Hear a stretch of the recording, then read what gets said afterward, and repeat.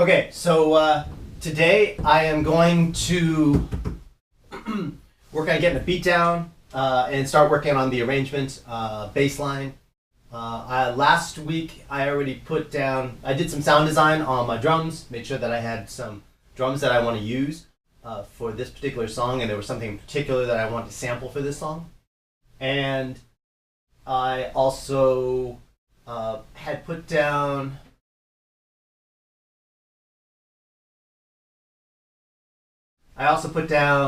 some very rough chords and melody that I needed. It's great, actually, once I've got the chords down already, when I can jump into the arrangement, I can just start borrowing elements from the chords that are already laid down.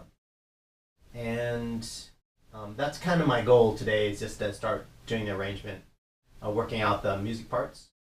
And I have some ideas for the bass line that I want to try. And the first thing I'm going to do is put down a basic drum beat.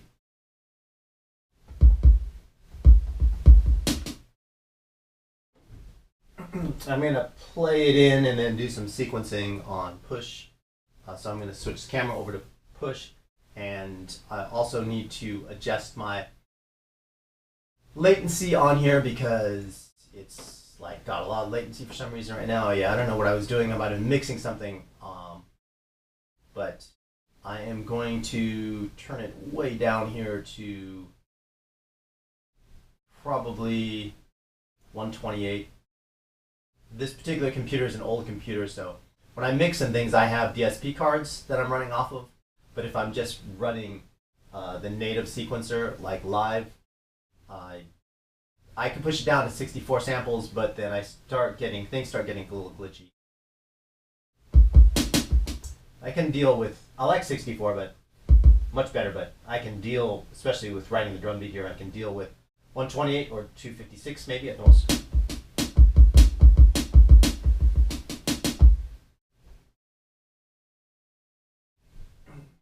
There are these new audio interfaces that they're reporting things like 1.5 millisecond latency time on, but that's really the best case scenario.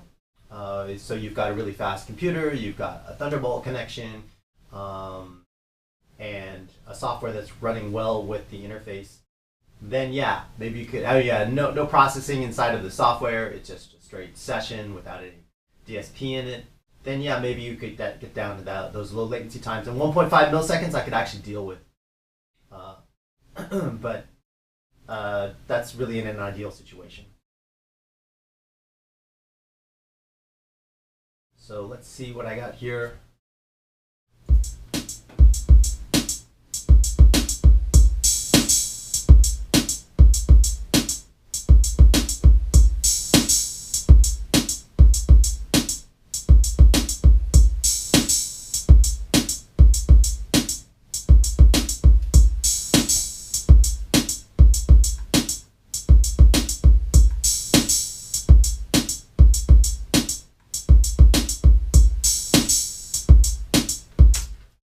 Switch the camera over to push.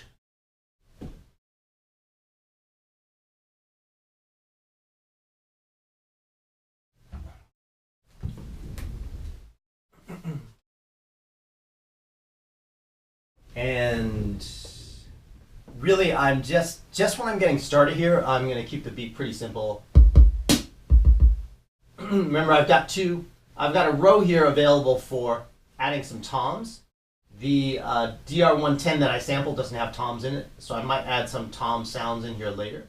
But in the meantime, I've got all my accented drums here, my unaccented drums, the crash cymbal, so accented on the left, nice clap, unaccented,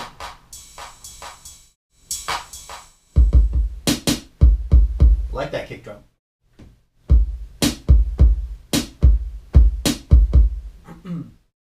Oh, the other thing I want to check here, well, I'm going to go ahead and, actually I'm going to do this now. I just want to check and see what the tuning is on my drums. I think I improperly mentioned before that, I think I said the key was C minor orchestral last time, which was totally off. I don't know what I was thinking of. It's actually a G major.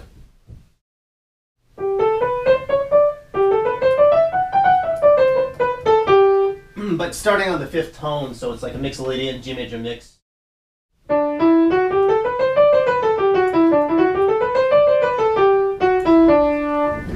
And it's always a good idea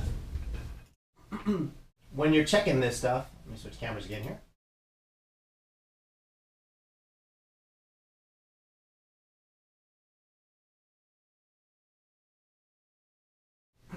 It's always a good idea to make sure that you're familiar with the key that you're working in. And in this particular case, that the notes are working with, the notes that you're going to be playing with are working with the chords. So,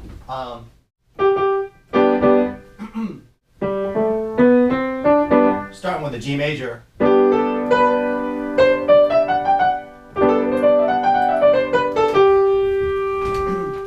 And that's starting on G, but it sounds much better starting on the 5th tone, which is a D.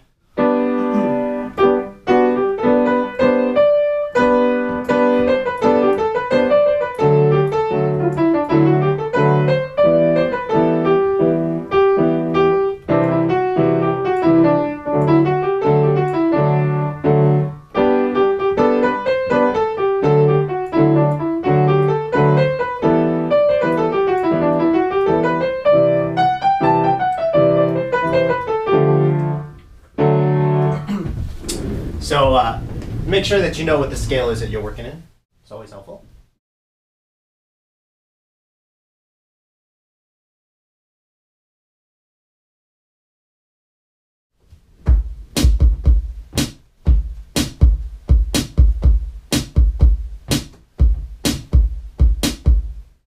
I'm going to get rid of the clip that's there currently. I just don't want to have anything to do with that. That was last time. I'm going to turn on my metronome here.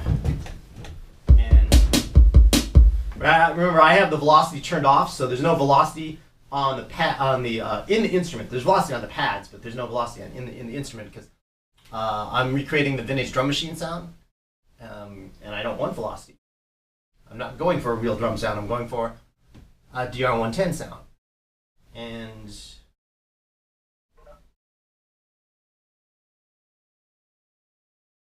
sure that my metronome is on. And the proper track is armed. There it is. And so I could do that from here as well. Session. Make sure that. And 110, this is the track I want.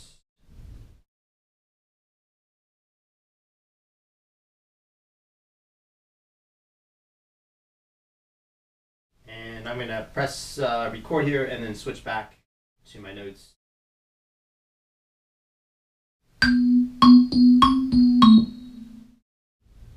I actually don't want anything. Actually, I do want something playing. Let me set the levels on here really quick.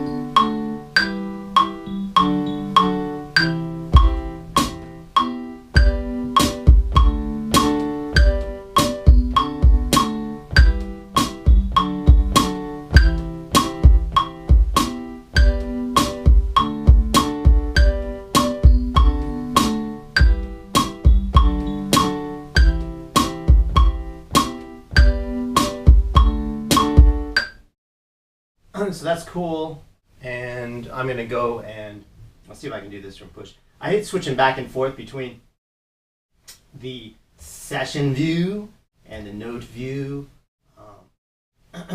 But unless you're grabbing things from a different controller, there's just no choice on it. So session view, record on this track. I'm going to hit record and then switch back to note view, hopefully quickly.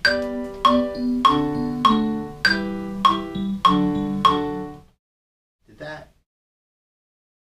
That did not record.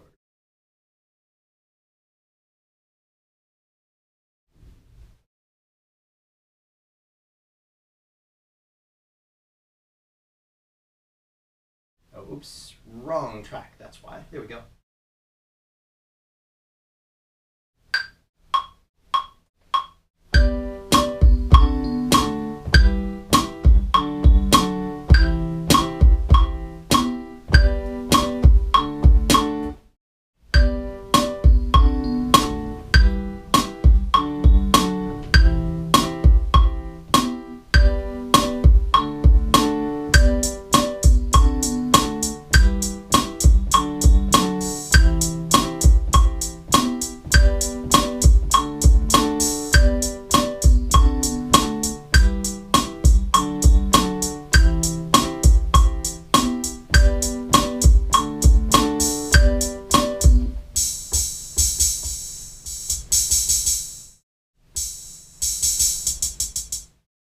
So I'm going to go ahead and overdub these hi-hats now, and then I will adjust some volumes.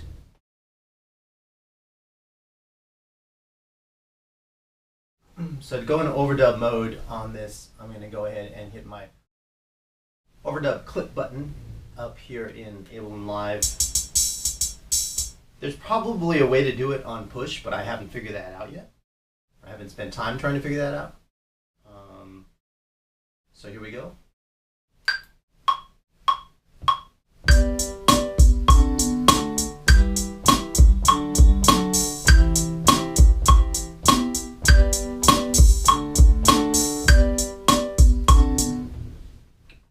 It was good though. I did hit the 1 again. So I want to go ahead and make sure that I don't have that on my main screen here. Double trigger that 1.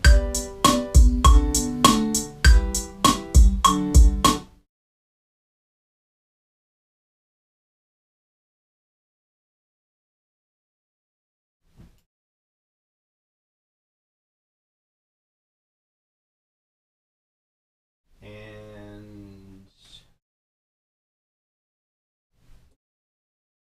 with my second monitor, I like to just go in like, so there's my first monitor down there, and then I can't quite see my second one. Let's see here.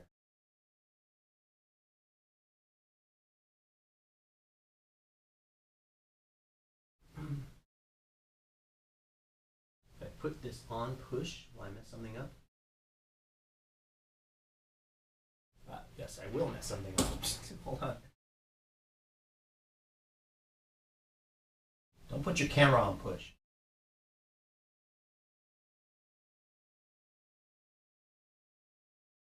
I'll just hold this up here. So there's my second screen. If I click down here, I can see my notes. And then I can go in here and make sure that it's cool here. Okay on that first one. Again, the velocity levels don't matter because I already have the velocity level set in my actual instrument. I constrained or limited my velocity levels in the instrument that I created. And I like this. What I want to do though is on a consistent basis, I want to apply a basic swing or groove quantize to all of my drum beats. And this is my main drum beat here. And so I'm just going to label this one main. Oh, you know something? I just realized I forgot to start my screen flow over here. Let me start my screen flow.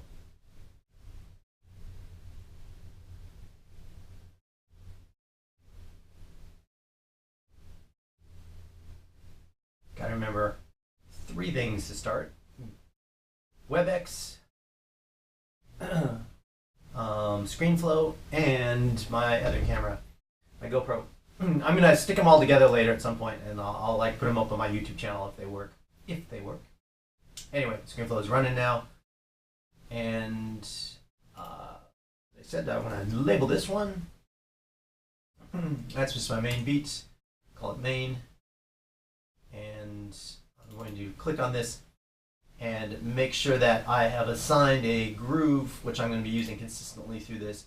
I don't need anything especially fancy for this groove. What I really want is just a basic MPC drum machine style groove. So swing and groove here, right here, and MPC, and also I don't need a lot on this. I think I just, anywhere between 50 and 55 probably be fine. Let me try the 50. So I just load it in down here. If I want to listen to it, I can press play here.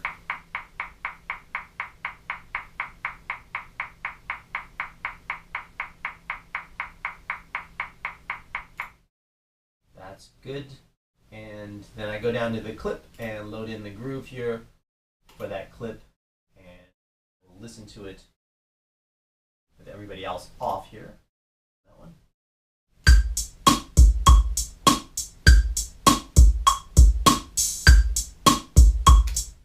And I'm gonna make some level adjustments on it really quick.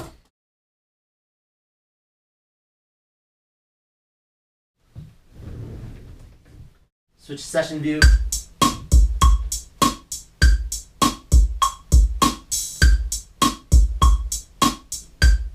By clicking on the button above or right below the track name here, when anything's a group, I can display open the group. So now I can see the group and all the levels on the group.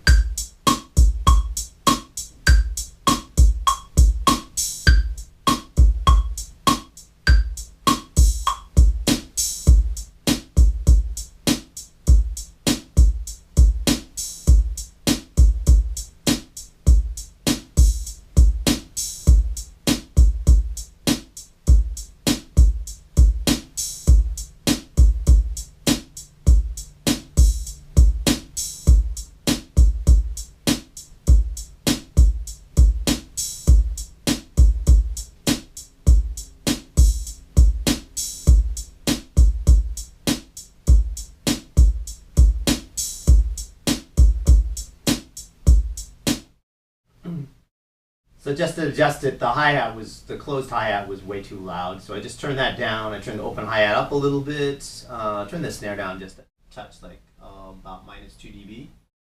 So I can fold that back up now. And I haven't saved yet, but I want to save.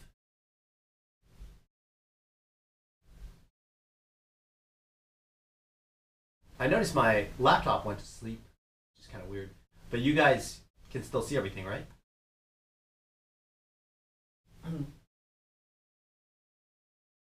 I want to save.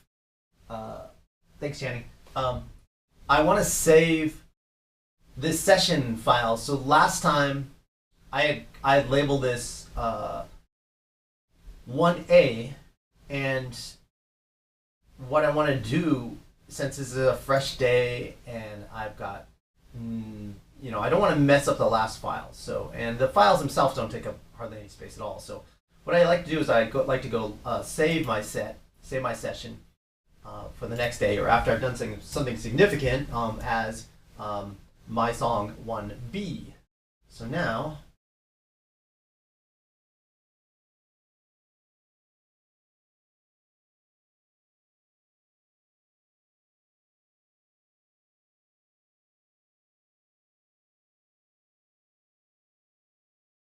This is something I've learned over years of, session files going bad, things getting corrupted. Besides, making backups of things, I just save a new song file name. So if one of those, so my song 1B, and save it, and that'll be in my folder as 1B. And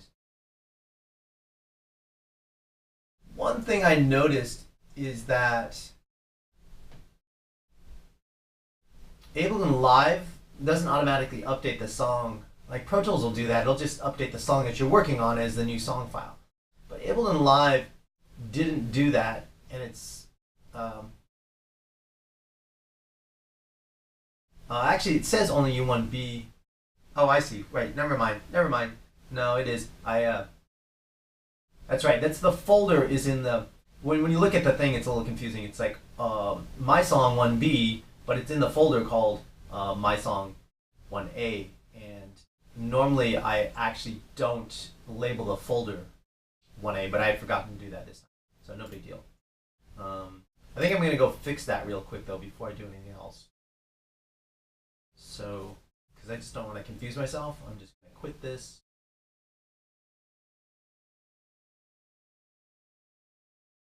And relabel the folder name here.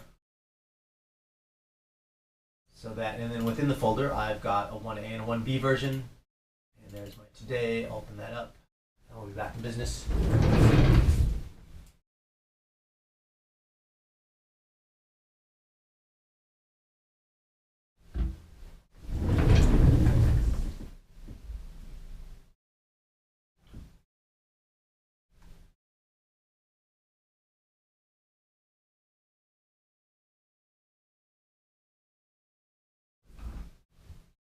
Unfortunately, Ableton Live 10 doesn't work on my old operating system with my Pro Tools hardware.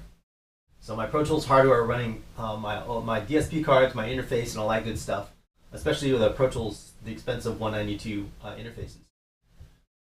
Which is hard to believe. Those things used to retail for $3,500 each. And like in Craigslist right now, I almost went and picked it up, but I don't need another one. There was a 192 interface for $200. That's insane.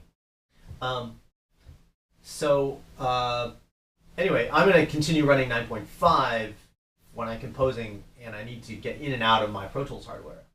I like Ableton Live 10 a lot.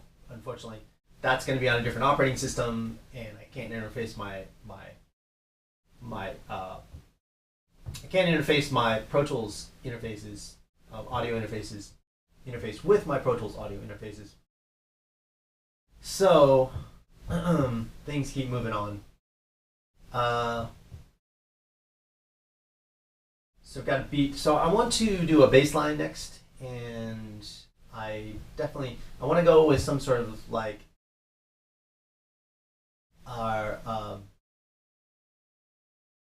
pattern sequence type of bass line for this, and I want to use my chord monologue for that.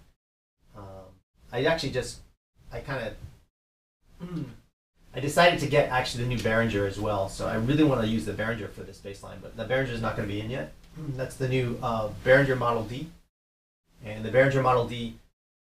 The thing about some of these smaller instruments is some of them have presets on them and some of them don't. I like the Behringer Model D because it sounds almost exactly, actually it does sound exactly like the Moog Model D, which is a $3,000 to $8,000 unit. $3,000 for the reissue, which is no longer being made, and then $8,000 for the original Model D.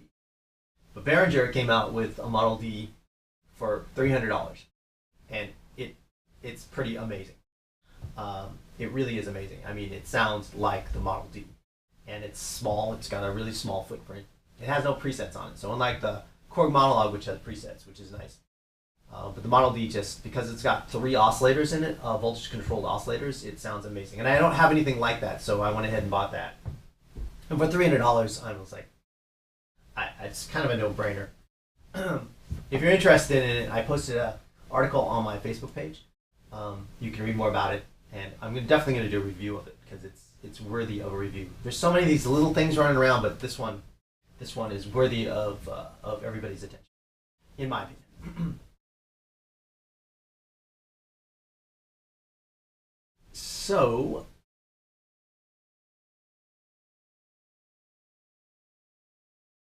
I need to set up an input because this is not a virtual instrument. This is an analog instrument coming in. I'm going to use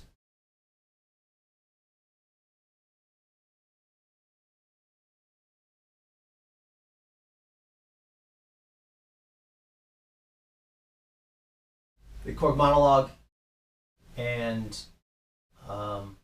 so I'm going to need to create an external instrument input.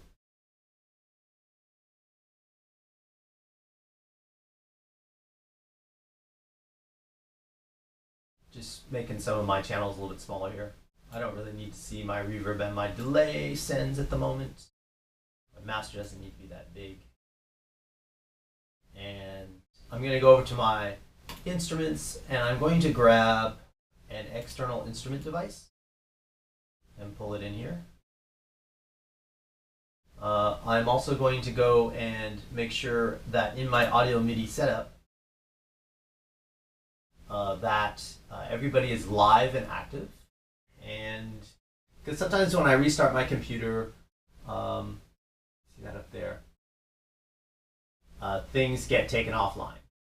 And I figured out a way of fixing the things to getting taken offline by creating 2 devices for my MIDI I/O and double wiring everything. And actually it's working most of the time, but sometimes even the second device goes offline. But usually it'll toggle between one of these being online. And then there's my sub 37, which is a USB to MIDI connection, and my monologue, which is a USB to MIDI connection. And my monologue is active, so we are good to go. I don't need this up here, but I'll just leave it up and hide it. And actually, so I just realized, so nobody can see, you can't see everything. Like my screen flow won't be capturing my second screen. So let me pull this down here, show people what I was talking about. Yeah, there it is.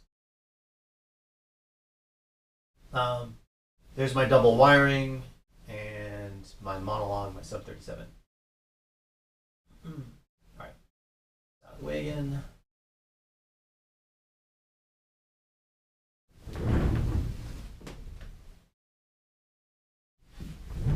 So external instruments, and this is going to be my monologue. Label it mono.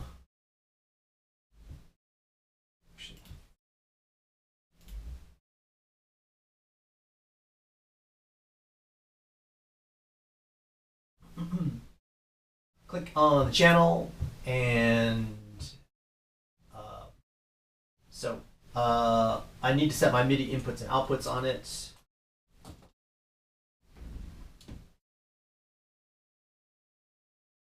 See that? And my audio from, so I want to go from this clip, I want to go from this clip, I want to go to my monologue, and it has a MIDI out and a MIDI monologue sound. I think it's sound. Channel 1, yes. And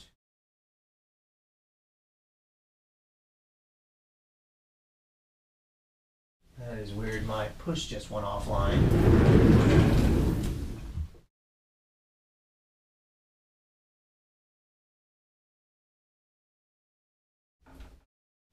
So I'm gonna, I don't know, I've got to restart my push. I'm going to play my MIDI keyboard over here.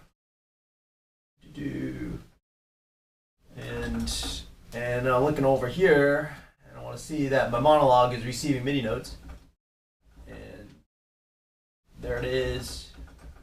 Monologue's receiving MIDI notes. So monologue's receiving MIDI note. That's fantastic. And now we got to get input on it, an analog input. And to get my analog input, I'm going to go over to my patch bay. Oops, I forgot to warm up my preamp. Turn my preamp on. And let's see, make sure my monologue, which is plugged in, like I have a cable coming out of my monologue, one mono cable coming out of my monologue, and it's going into 8, which is fine. We'll leave it in 8 for now. And actually, I think I had my guitar plugged in. Let's put it in 7. There we go. So there's a level on my preamp. I'm just playing the keys. Adjusting, that looks good there. Now clipping on my preamp. And now I go back to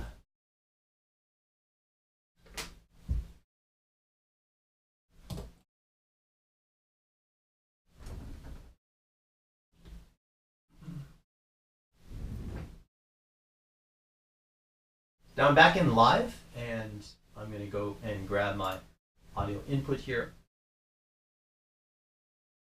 And I want to come in for my preamp. No input. I want to come in from, that was 7, I believe. And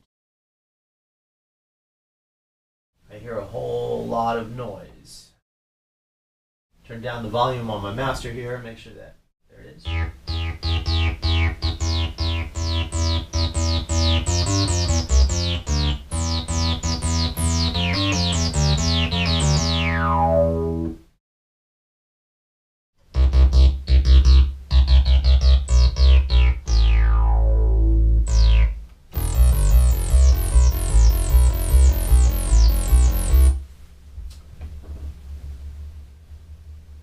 So, my input volume looks good.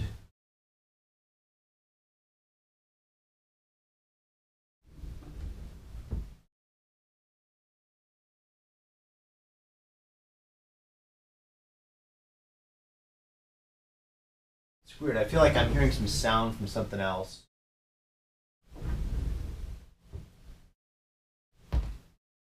No, that's...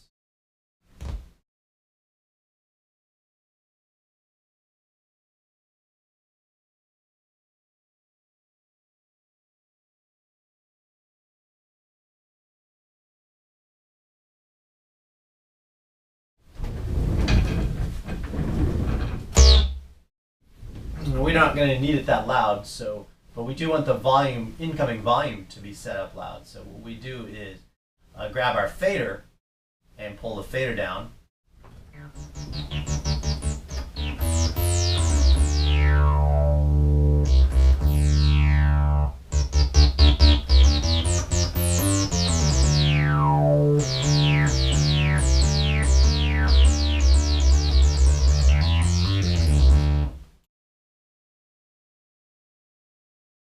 See if I can get push working again here.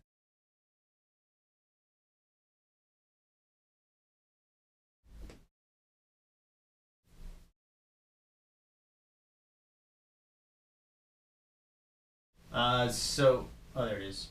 So I just turn it off, turn it back on. And now I actually have control. If I did want to play it from my isomorphic keyboard, I have control on here as well.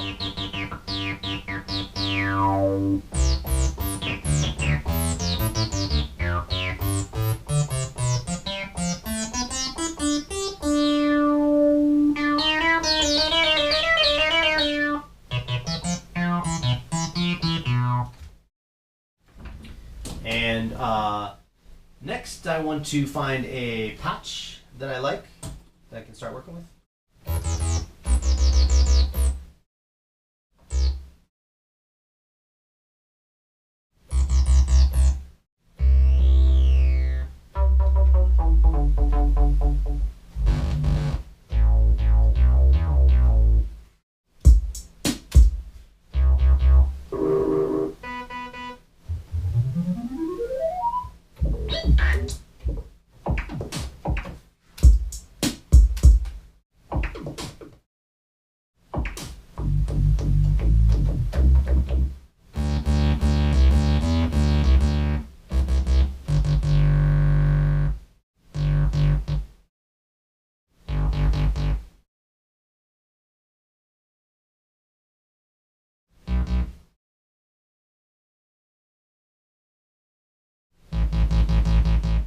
That one's pretty good. That's B12. I don't like that though. That's B13.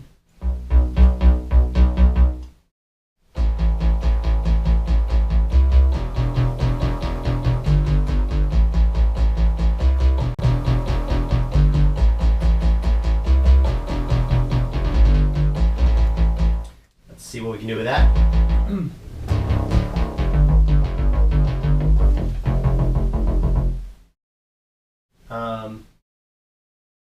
I am going to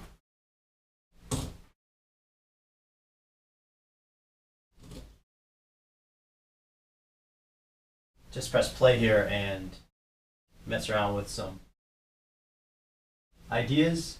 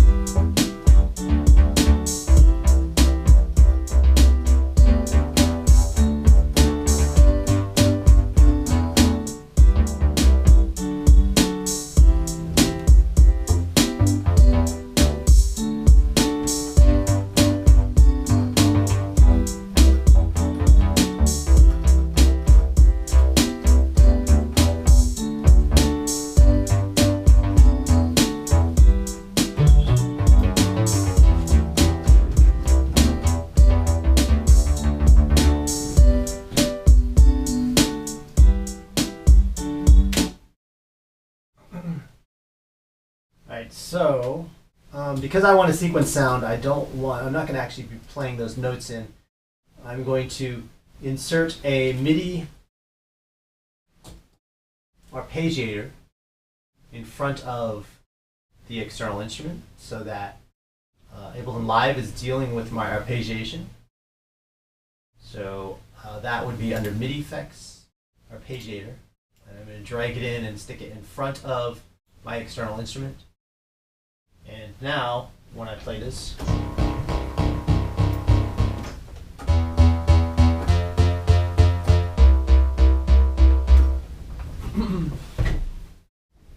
and remember I said before that since I already have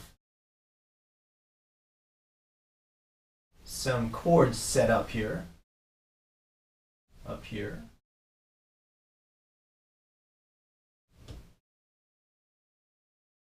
I can take the chords and I can copy them over to my monologue track here. That's the chords, reference chords there. Drag it over here. And then to remember to work on the bottom screen here so that ScreenFlow captures it. So there are my chords, and the bass line is already done for me because in terms of this, just the basic bass notes, the root notes, because I've already played the chords in. So I can just strip out the actual chords and make sure that all of these notes are the duration of the bar, or just a little bit shorter sometimes, depends. And now that should just play along. Stop these other ones.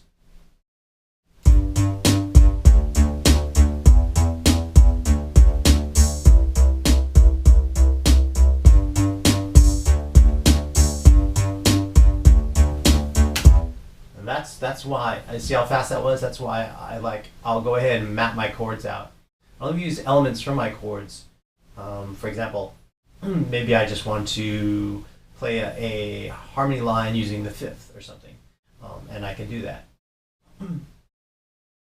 But this, I want to put vocals on this song, so I'm not planning on going overboard with all the orchestration.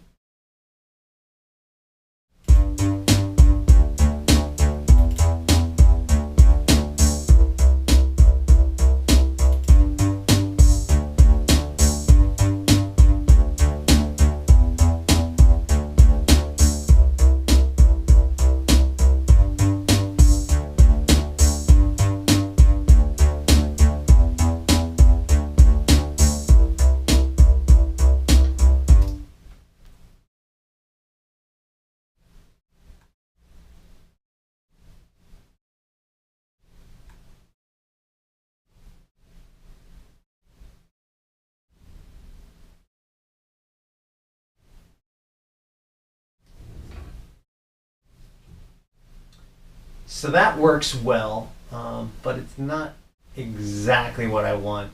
I want to create a pattern that's not just straight 16th notes for this song. And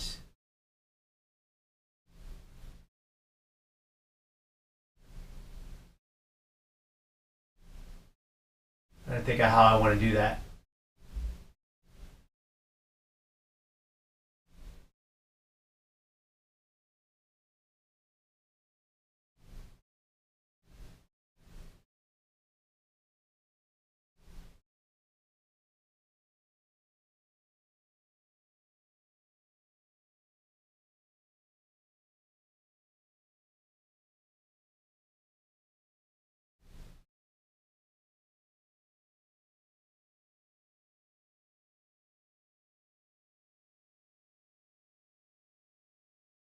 This would be a good moment for the melodic step sequencer in Live 10, which I don't have in this because I'm on Live 9.5. So, it's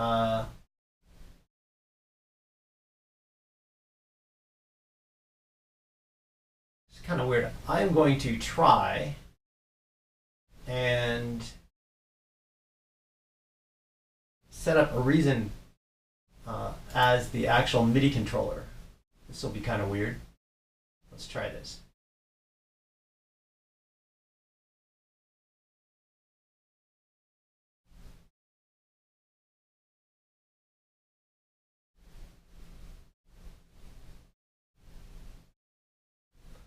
There's Reason. I want to make sure that I am in rewire mode. I am indeed in rewire mode. And so I'm going to switch back to Ableton Live. And I'm going to kill the arpeggiator on here.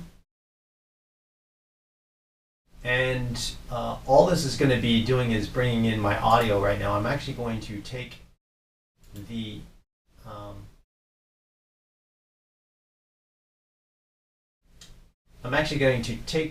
external instrument off of this for a moment and just bring in my audio from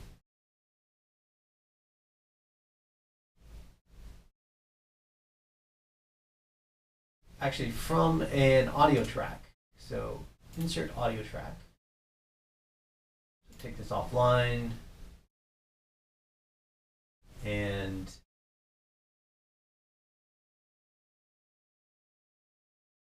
the audio track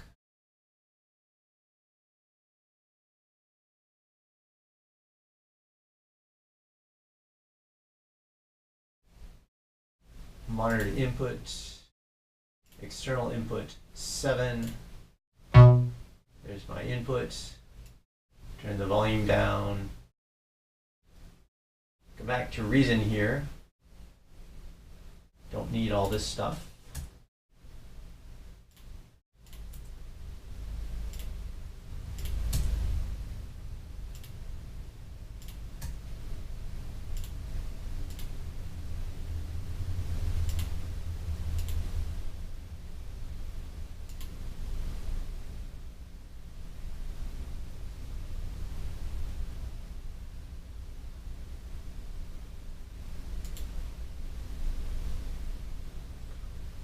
Create an external instrument inside of Reason, actually an external MIDI instrument. I'm going to send its data to the monologue sound. And then I am going to try connecting a player. And I want to do the dual arpeggiator. And let's see if this works here.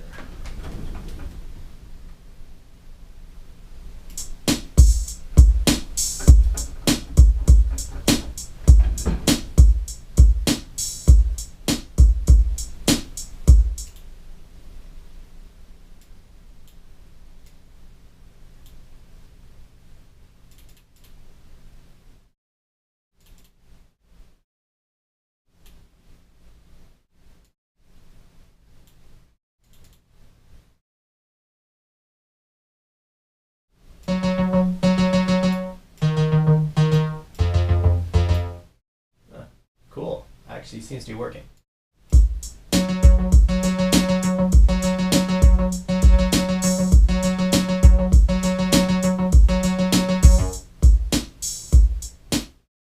So the audio is coming back into Ableton Live, but the MIDI trigger from the player is being accessed from Reason. So that's cool. Now I just want to put the right notes in over in the Reason bank here.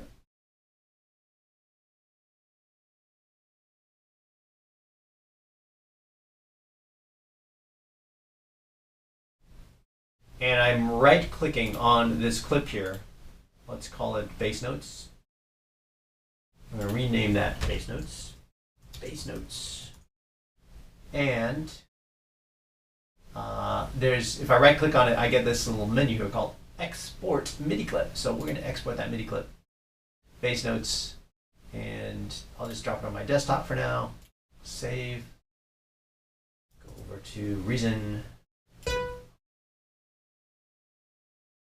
rid of all that baloney.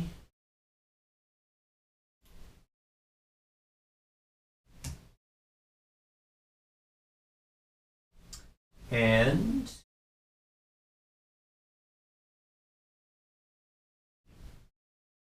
go to my desktop.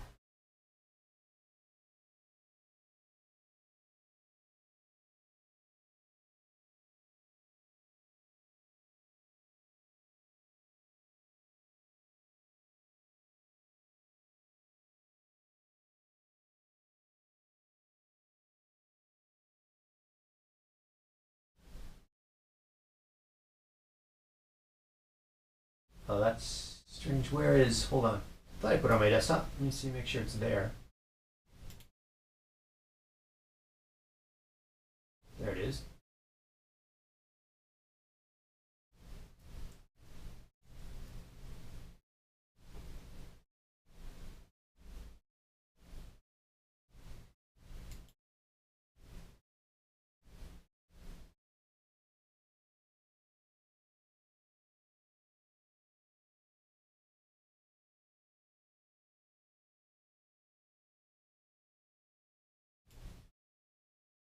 I'm just dragging and dropping it in.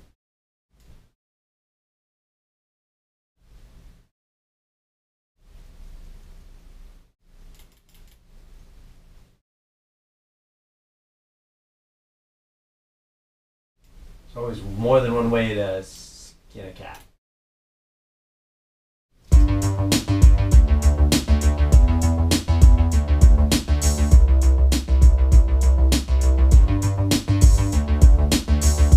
And that's the kind of sequenced bass line that I wanted using the dual arpeggiator. So keep in mind that this is just a control track here, sending the MIDI note information over, and then I am picking up that MIDI note information inside of Ableton Live. So I'm probably what I think I'm going to do here is I like this, and I don't want to have to keep going back and forth and dealing with the MIDI connections. I'll probably come up with a pattern I like here, and then I'm going to come up with a pattern I like, and then figure out how to export this pattern as the actual MIDI note sequence and get it into Ableton Live. And actually, the preset sounds pretty good, but I'm going to check a few other things here really quickly. And let me just copy this through a few times so that I've got it all the way through for a nice long duration.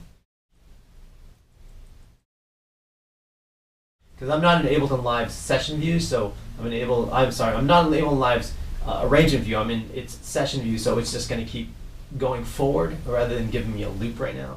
So just copy this through a bunch of times while I'm coming up with ideas.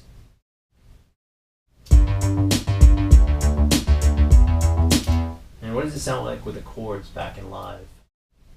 Put on the chords. Here we go.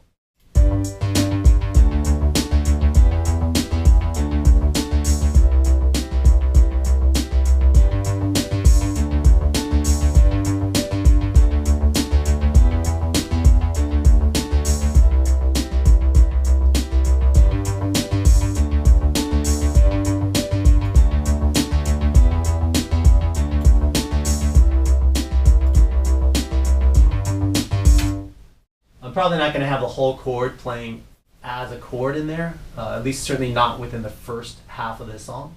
I'll save some pads maybe for the second half of the song. But for right now, I want to just mess around with some of these presets in here. So go into browse focus mode, and what do we got here? So that's called the default ARP patch. Let's just play around with some of these other ones here.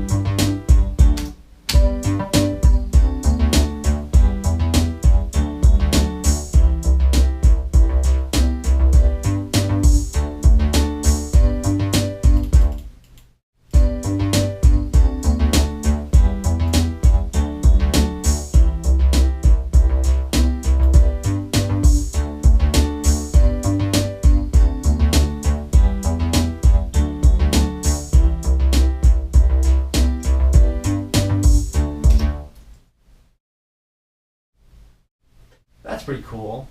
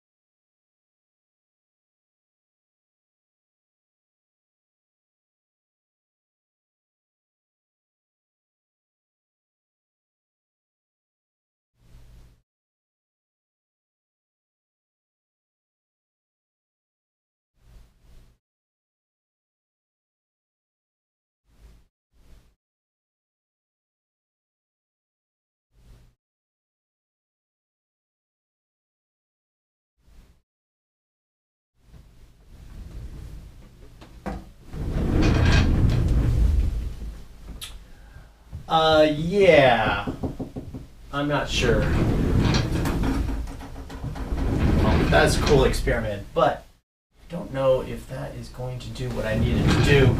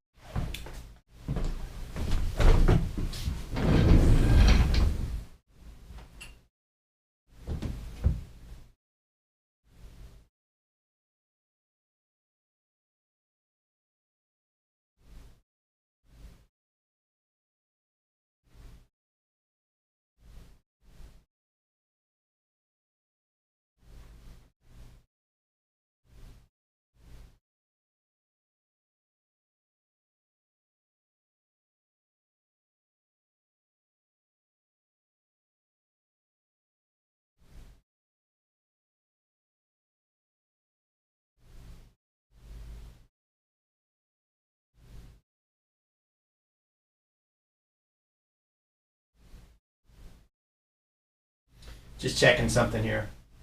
See if I can get this data.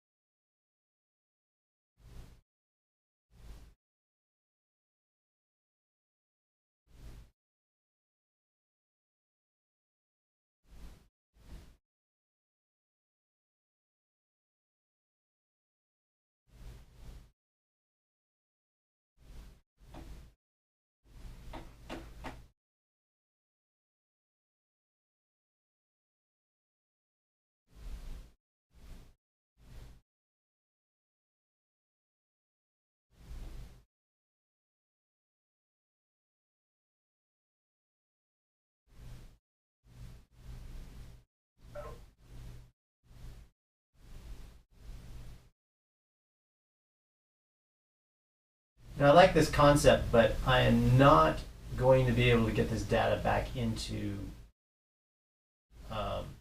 live efficiently unless I just run it on the side, and I don't really feel like running the actual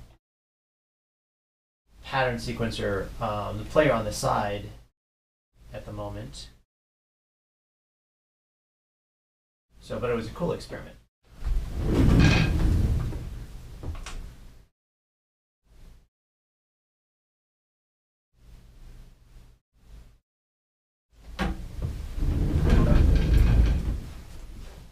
All right.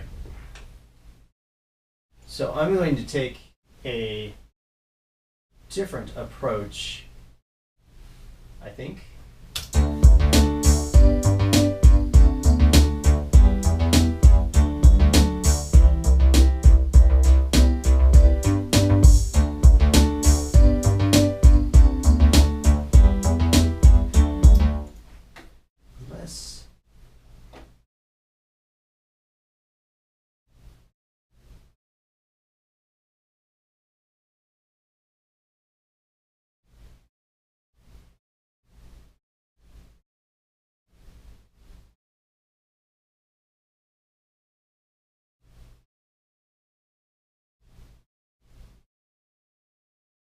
Yeah, this is not working.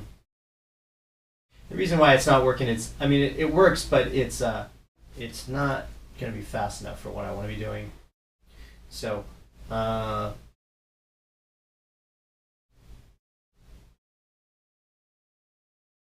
me take a different approach here.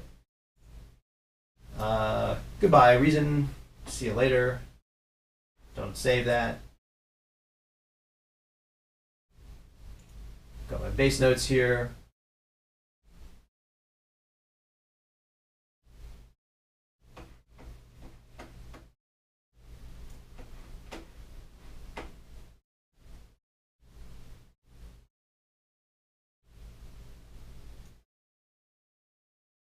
And I'm going back to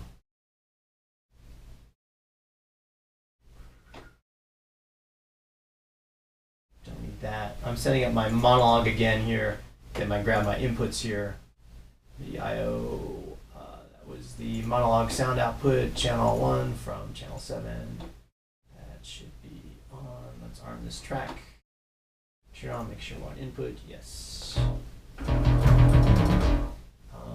Arpeggiator back on here.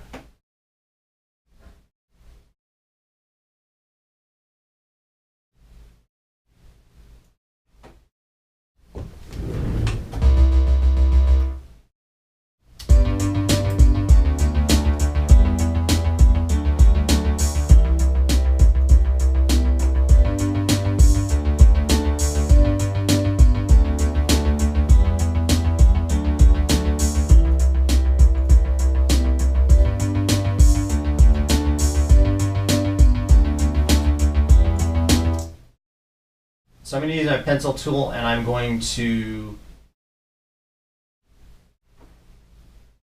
try something here. Actually, I'm going to stop this and place some notes in here.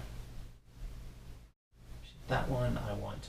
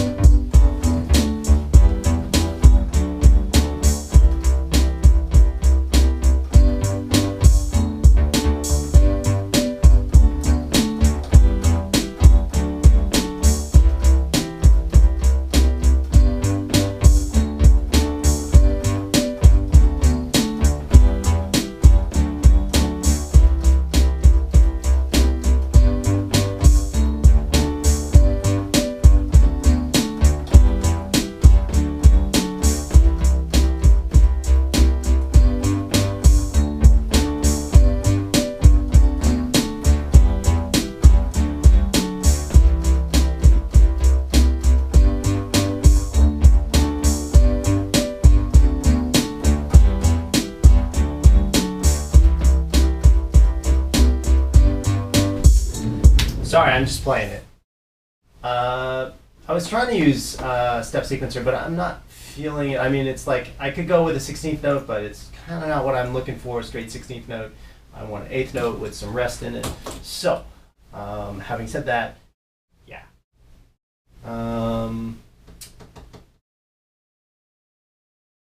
Let me set my input quantize. I think I was just playing 8th notes there, so chord quantize to 8th notes. Let's try something here. 2, 3, 4. Oops, right note. D.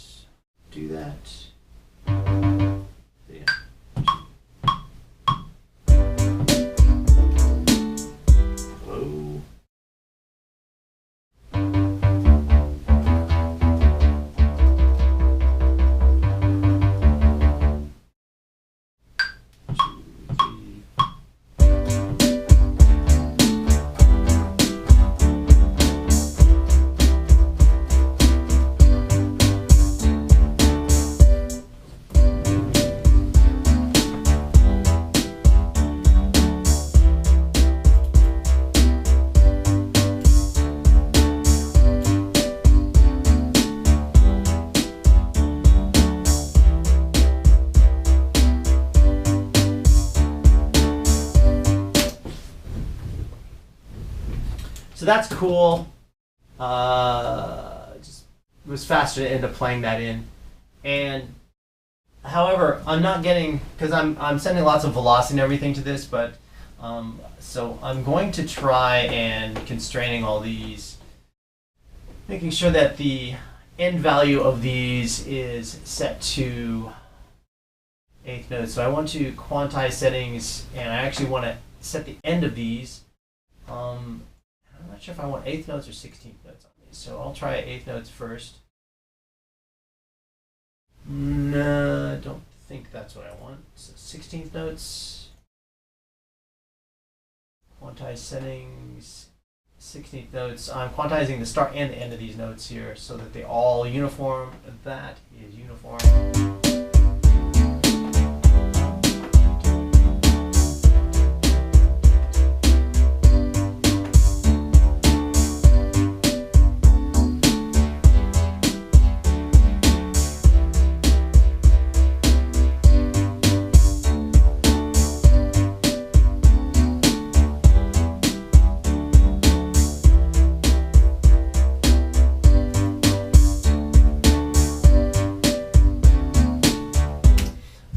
So I set the note durations to the same length, which I really like. I set them all to 16th note durations, even though I'm playing eighth notes with a couple different patterns.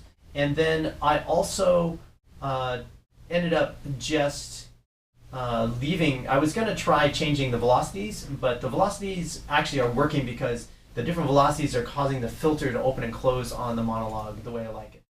And then I'm just going to set it to the same swing and see what that sounds like.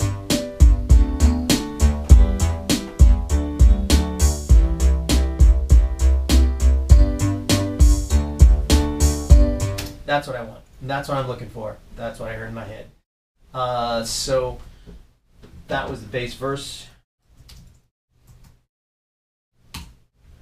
And then the next one, I want to make sure that I grab the chorus section here next. And let's see what that's sounding like. I'm going to copy the main drum line down here because that is my main groove right now.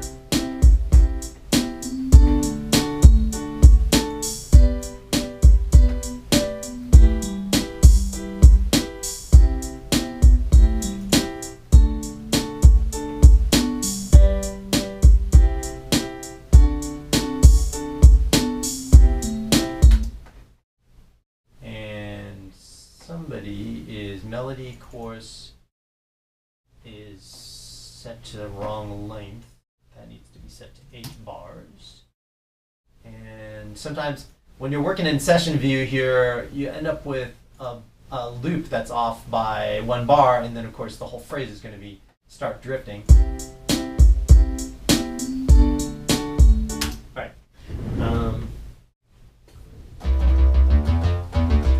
So let me figure out what I'm playing on that one.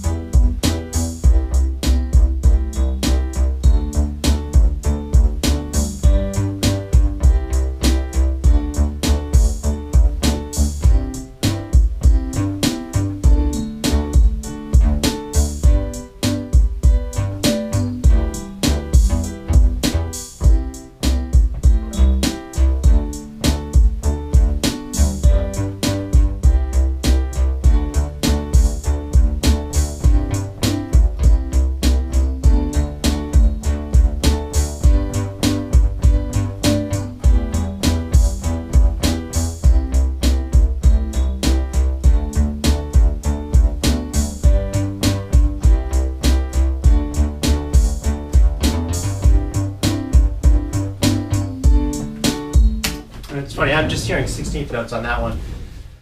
So, just go ahead and play that in. I'm sorry, 8th notes on that one.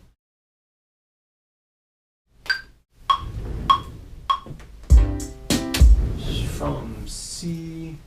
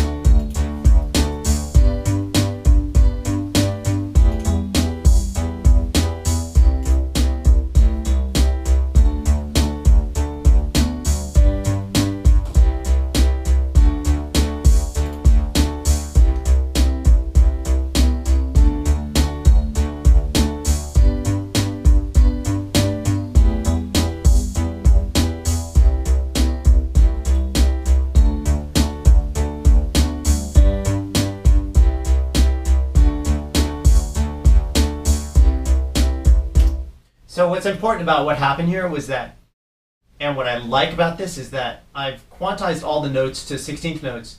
I ended up playing them in and capturing my velocities and my dynamics of my playing. So as the chorus progresses through the full 8 bars, I open up the filter more by playing the notes harder just naturally as the chorus progresses. So, and you can hear that as the chord monologue filters opening up. That's definitely what I was going for.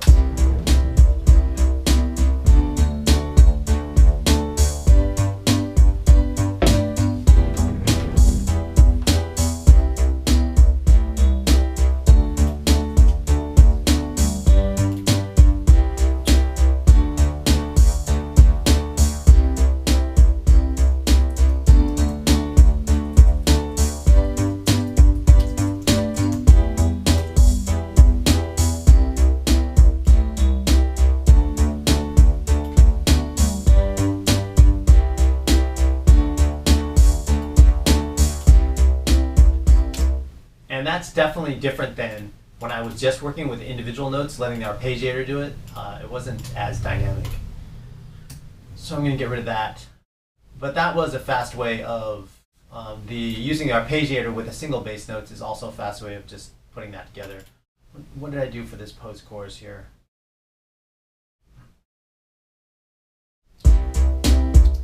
So that's, I want to copy the beat through here, bomb.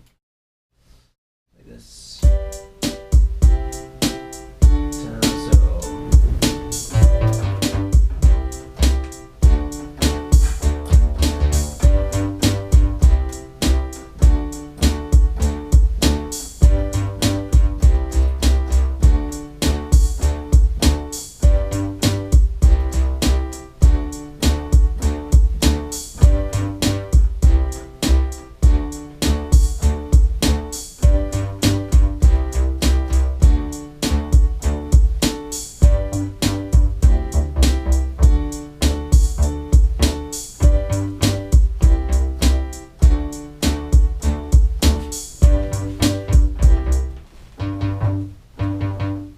So I think I'll keep the 8th notes and then go to chord notes.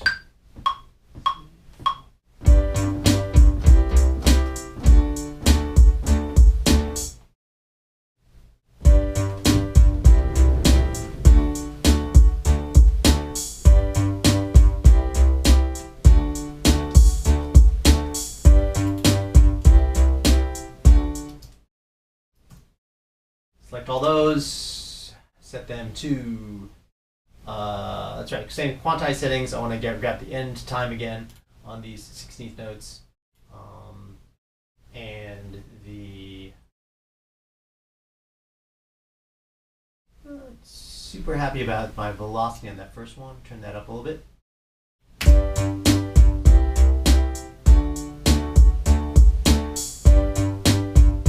That's cool. And that's my post-chorus. Bass. post.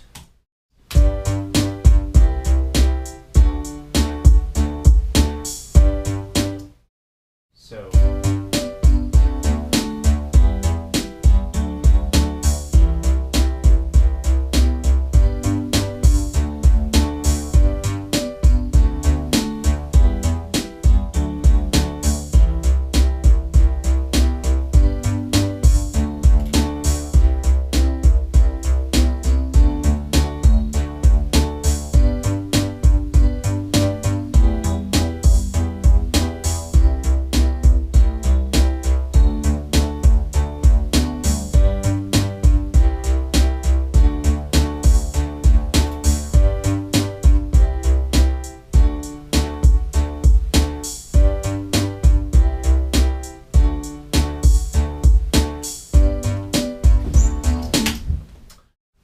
so that's my bass line, and that I want to do for this one.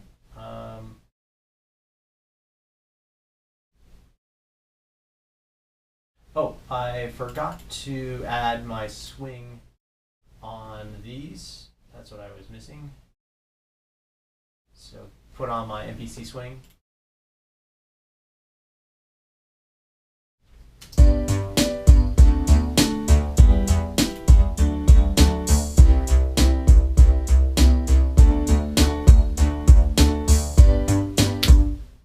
Happy with that. So one thing about this is I've just grabbed a sound on the monologue, and I'm pretty sure I like that sound. I believe that was B13. B13 is called Model 808. B13. So what I do to remember what that is, I could send it as sysx, but that's more problems than it's worth. So in terms of sending it a patch change, so I'm kind of lazy. But what I'll do is I'll just go in here and go to edit info text for the track, and I will write B13 is my patch, and that is called like I said, 808 model 808 MODEL 808 B13 model 808. So there it is. And I can just dial it up when I need to. Eventually, I'll be just tracking these as audio, so it won't be an issue. But for now, there it is. And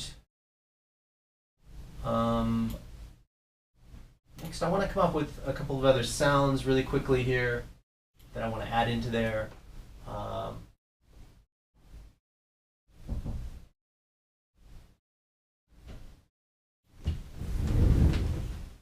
And I want to use the SQ1 for that. It's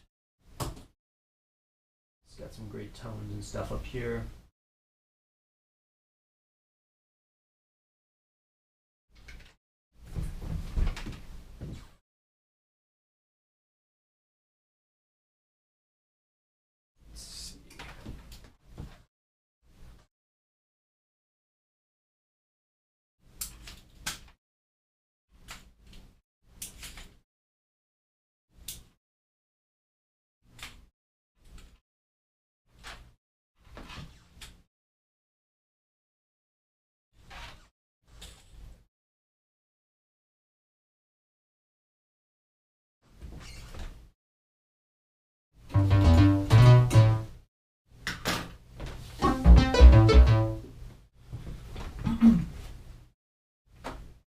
So I'm going to do the same thing over here. I'm going to create another external instrument.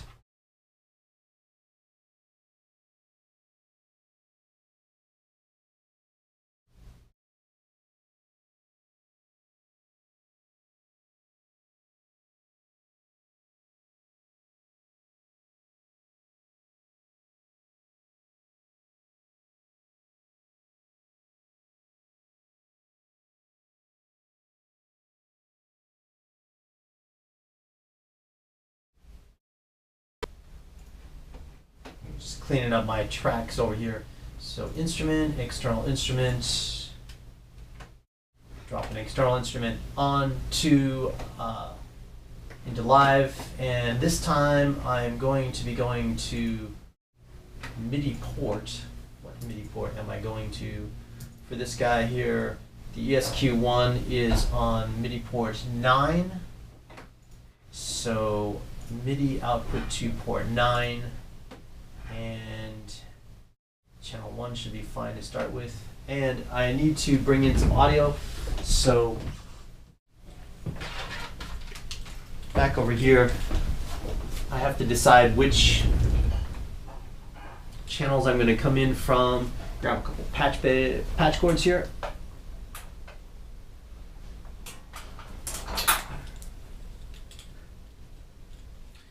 And I don't try and remember everything, all the devices that are plugged in, so I just have labels on the tie lines.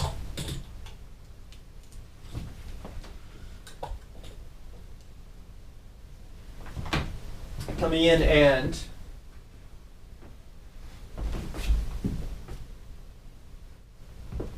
this is tie line 3 and 4. So 3 and 4 is right here, and I'll come in 3 and 4 here, and I will tie them into, let's go 5 and 6. And make sure that my levels look good there on 5 and 6.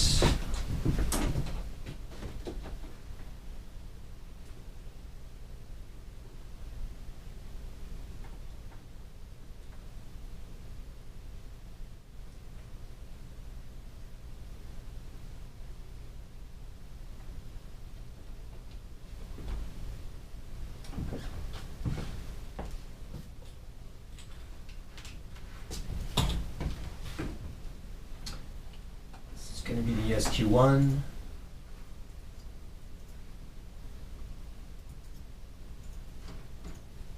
Label this ESQ1, and make sure my input is set to in, and make sure that I get some sound here. Not getting any sound from that. Inputs on, MIDI. There's my audio. I gotta set my audio input. So I had the MIDI port set up, and I decided that I was coming in 5 and 6. So there's 5 and 6 there.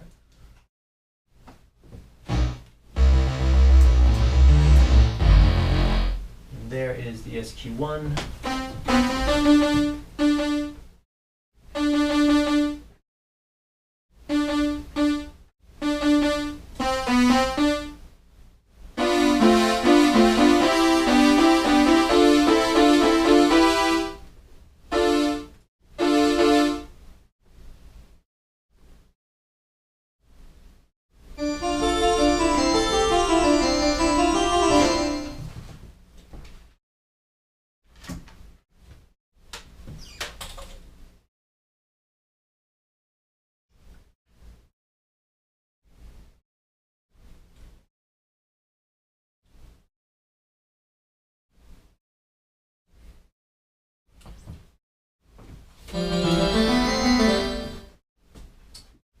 So channel 1. So the way this thing is set up is that I can have 8 sounds on here. It's multi-timbral, and so I just choose which sounds I want in the sequencer track, and that's what I'm going to do now, is mess around with some sounds. Program channels.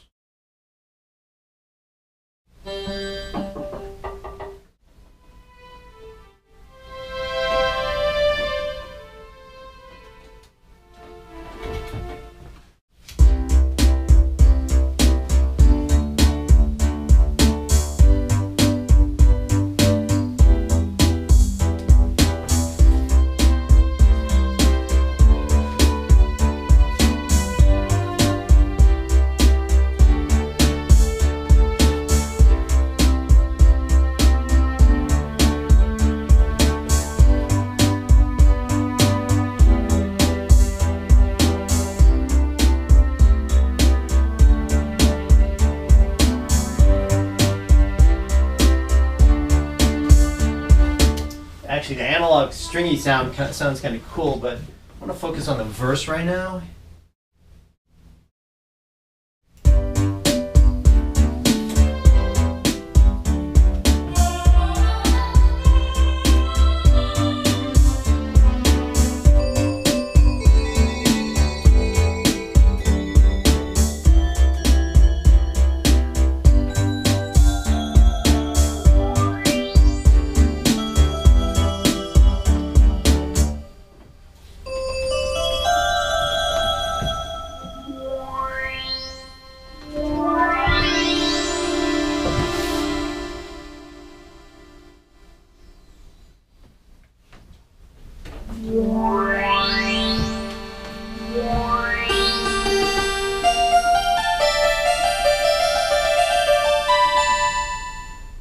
It's got these really great wavetable FM type of bells.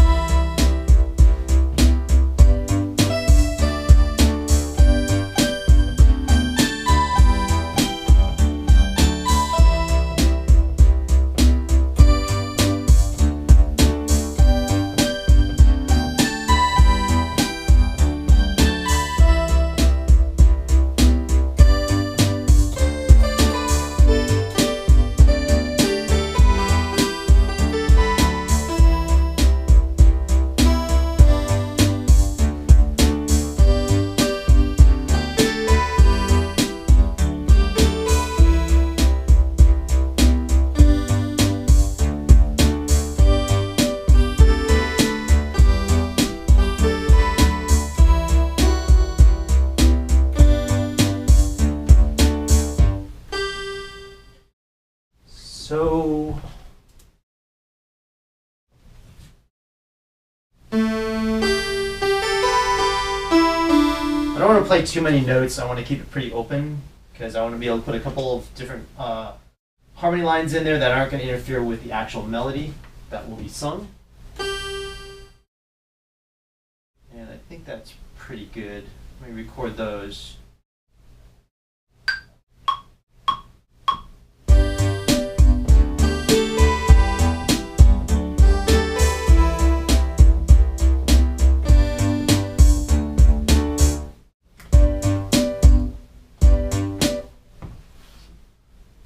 Got those.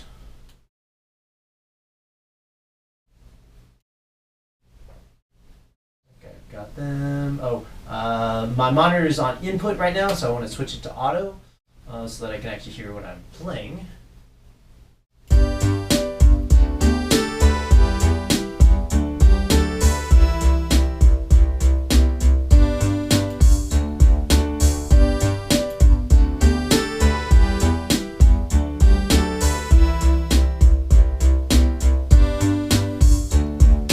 Like that. Let me keep moving here, and I'm going to keep the same theme in terms of the sound and move to the chorus. And I definitely want to keep the chorus even simpler than that.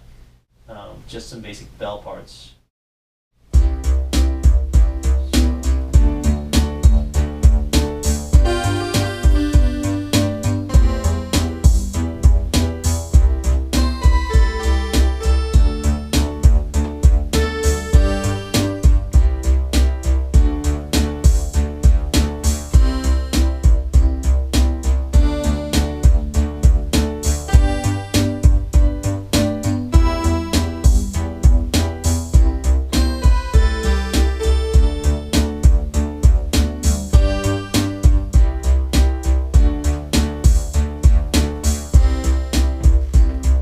Like that. And now if I had Ableton Live 10, I would have actually captured that idea, even though I wasn't recording, because Ableton Live 10 can do that now. But hey, try it again.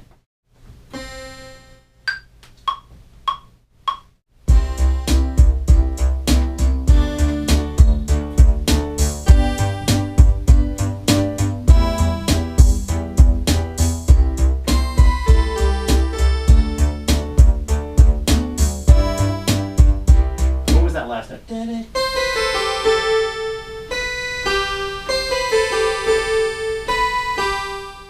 think that's what I want to do. I like most of that take, so I'm going to save it. Just drag it to a different slot, turn it off, and then double check what I was actually playing.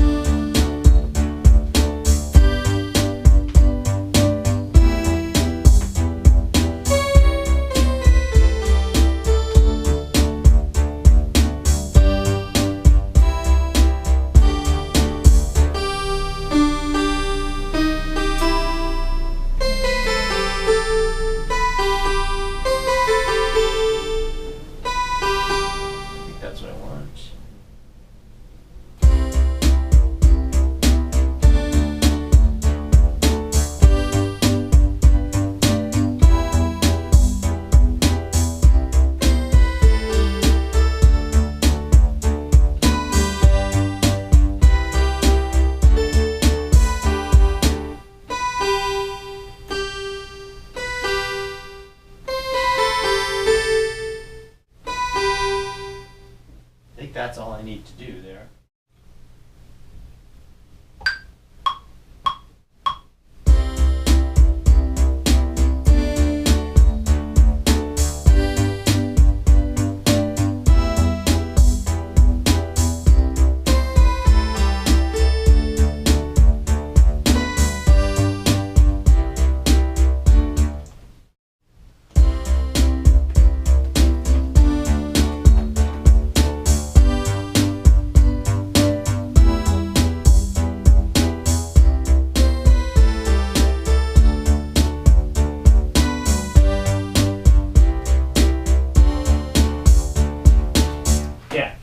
Make that a full 8 bars and not 7 bars in its loop length. And then move to the post chorus.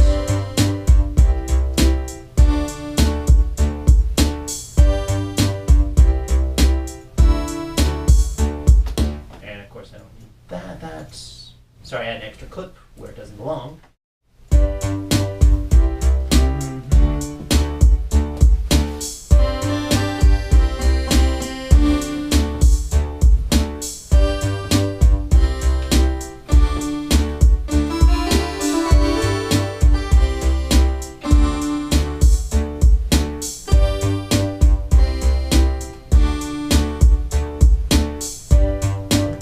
Super simple on that because I want to be able to leave room for other things. Da, 2, G.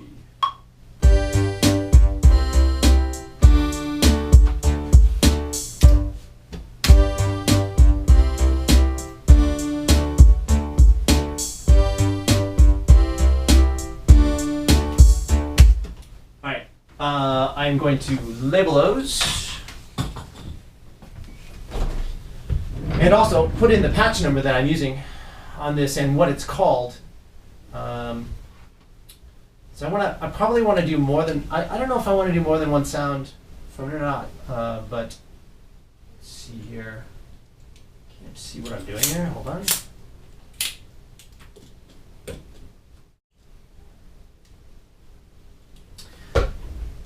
So that's ESQ1, and let's definitely, that was patch program number 11, and it's called J1 oscillator, J-1 OSC, obviously a Juno 1 sound. So patch 11. So get info on this and write down what I was doing.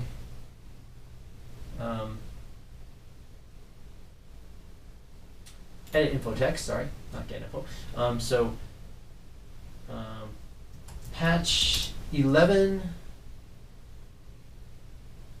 I think it was internal, in case most of these have multiple banks, and J1 OSC was the name of the patch. So, and call this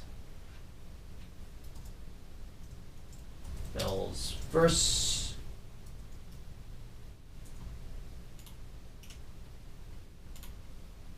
Bell's chorus, and Bell's post. And so again, remember, these are not virtual instruments. These are like literally analog instruments coming from the outside world, but being controlled by Ableton Live.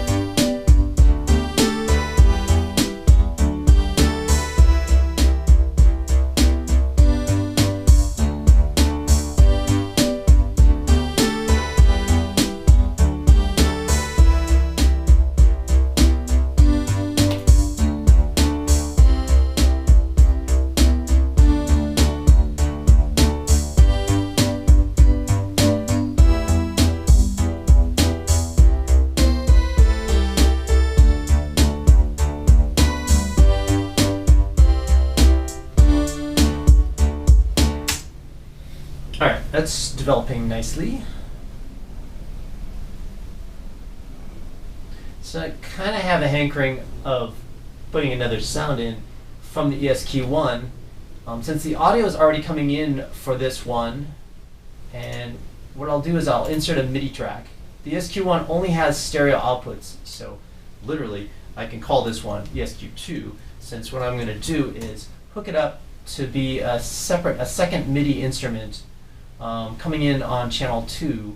So MIDI to, what was this port it's IO port 9. So MIDI to IO port 9. And this time it's going to be channel 2.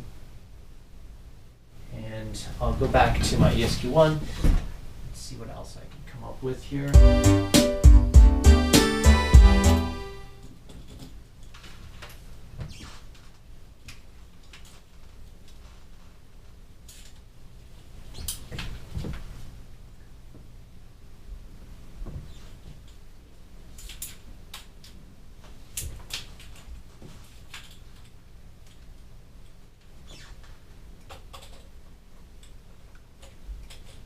Oops, I've lost my screw head on my little webcam here. Come here, webcam.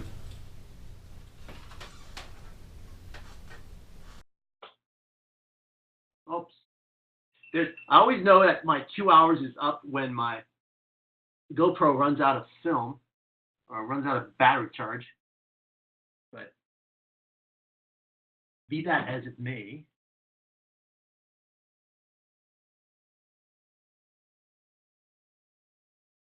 last time it was trying to figure out how to program my 1983 DR110 so I could get good samples. This time was messing around with arpeggiator, but I should have just played it in the first place. But hey, you know, that's part of the experimental process. Let's make sure that I am on ESQ2.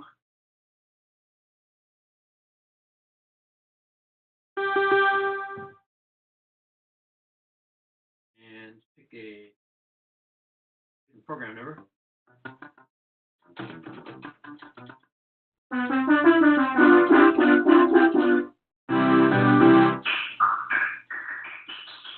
Kind of like that sound.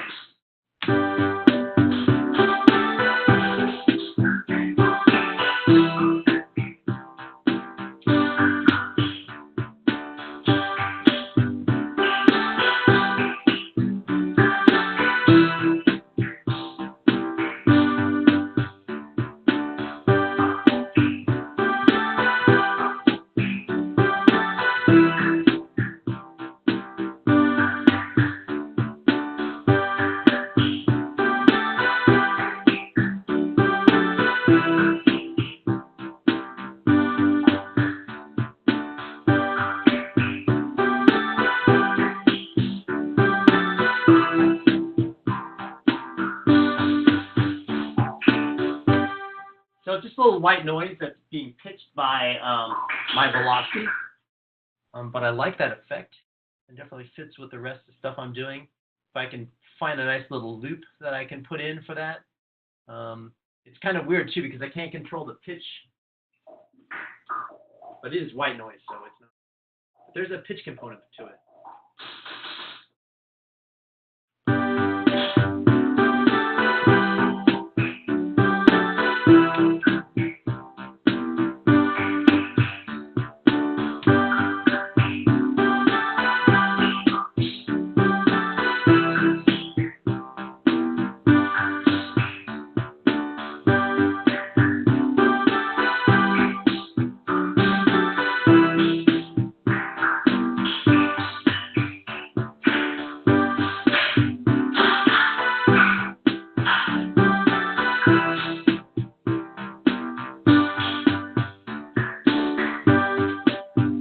I don't know what I'm going to come up with. I'm just going to go ahead and play it. See if I can find a loop in there.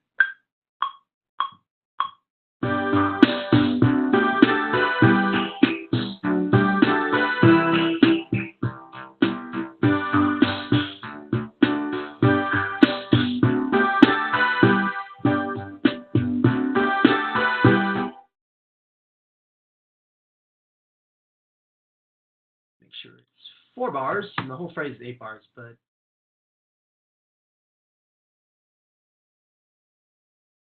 4 bars, right? For the verse, yes. Make sure that it is set to auto. I'll make sure my channels are correct here. 2, yes.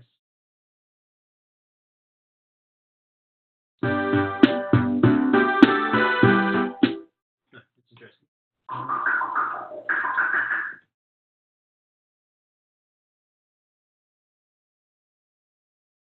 Oh, I've got to set my MIDI channel 2 in the sequencer. That'll help. There it is.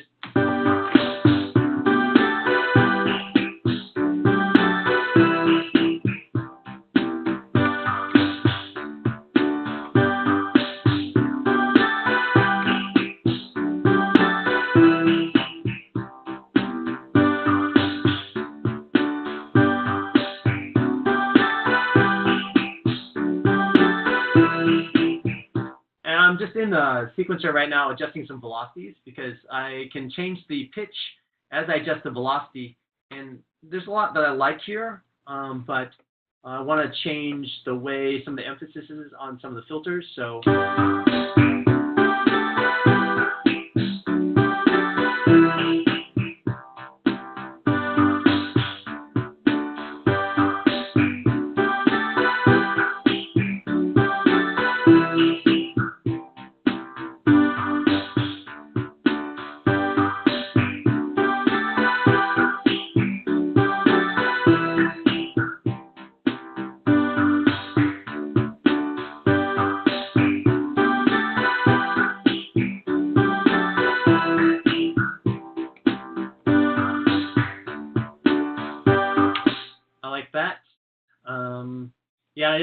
definitely want to keep this sound. So I'm saving this, and I'll make note of what sound that is. That is Snaps 1. Snaps 1, which is patch 15. Snaps 1, patch 15. So same thing I did before. I will get info on that. Patch 15, internal snaps 1. And also MIDI channel 2, and also sequence 4 is what I'm using in there. So this thing up here called sequences, that I can go ahead and make sure that I have saved sequence 4. Let's save it. Yes, I do want to save it. Check that again.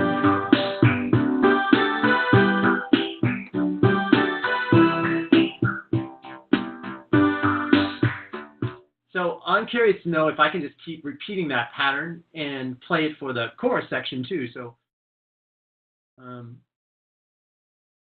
let me rename that Snaps 1 for the actual clip, and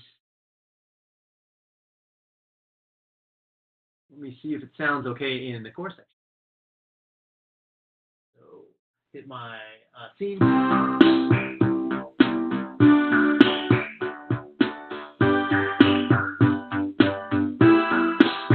Interestingly, I don't like it. I'm going to play a different snaps for the chorus section.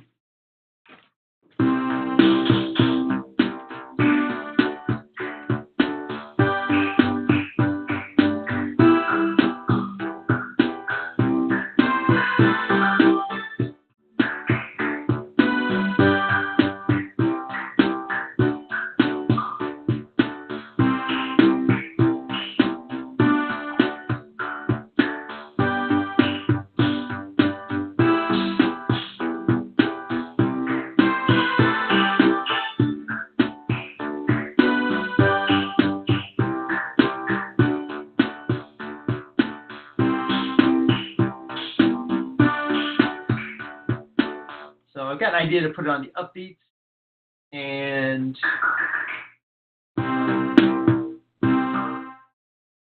arming my tracks from my push, put it on the upbeats, the first and 2 and 2 and so like for the bar, and also to decrease the velocity so that it's kind of fading out. I don't know if that'll work. I'm gonna try. 2, 3.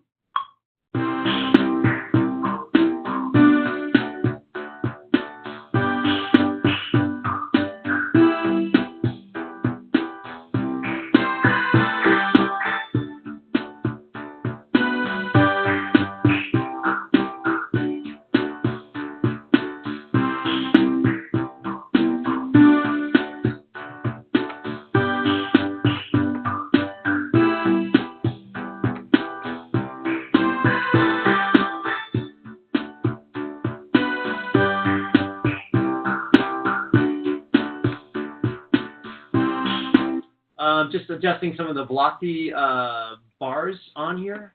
Now within push, within push, within Ableton Live, just adjusting some of the velocity bars so that I can get that diminishing sort of ramping down velocity, which is affecting the filter and the pitch.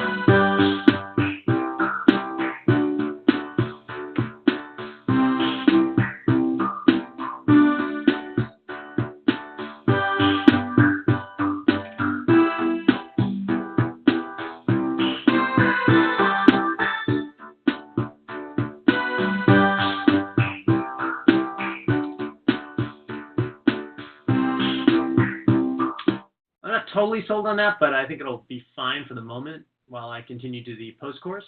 If I need anything in the post-chorus.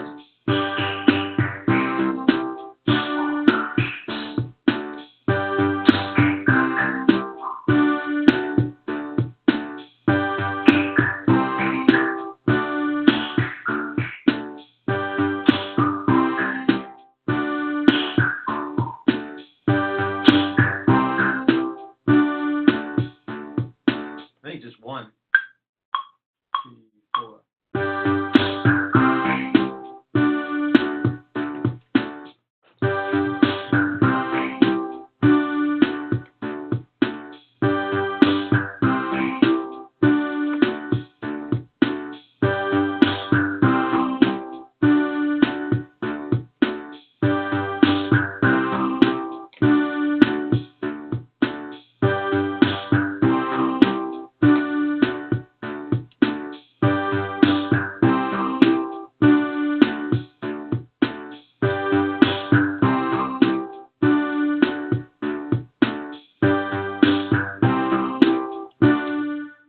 Listening to this.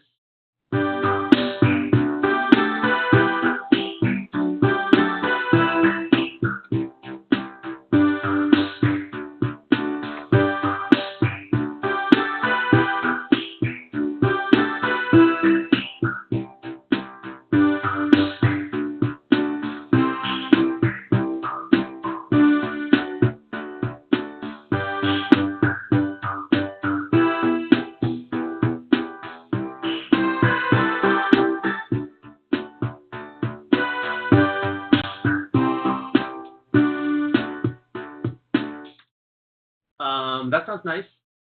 I am going to just, I think, so that's ESQ1, ESQ2. I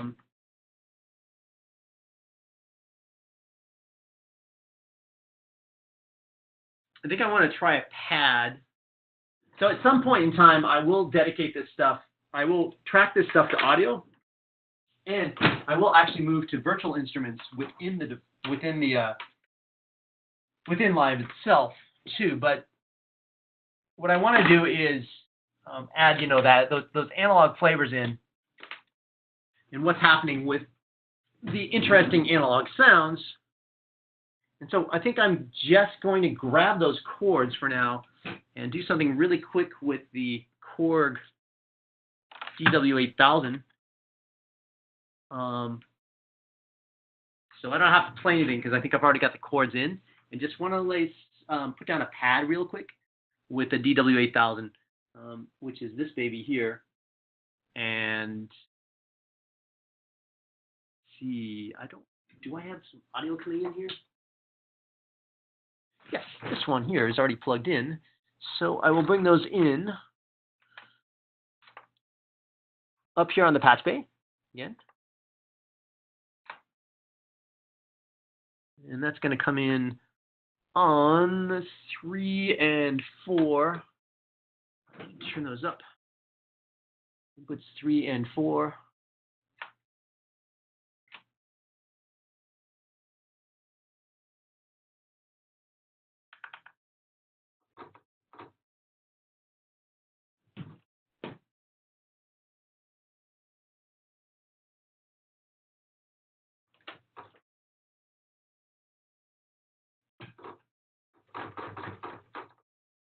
Maybe.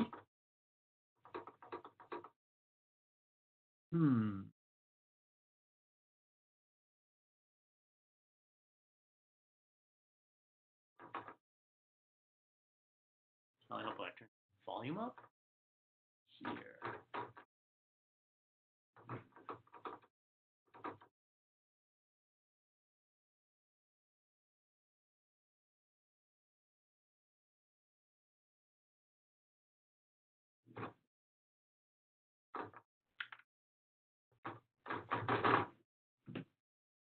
So I'm just looking at my preamp right now, and I'm not getting any sound out of this chord. So check my headphone inputs so that I'm actually getting some sound out of it. Stop has a DO8 on me. Or sometimes they'll just get like some weird MIDI information coming in and just croak or choke.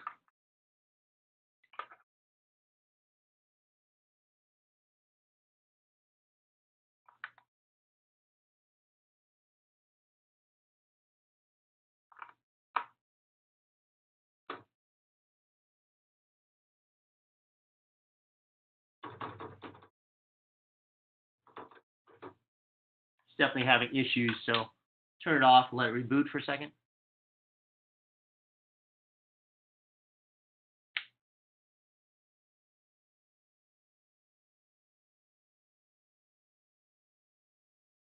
There it is, that's back.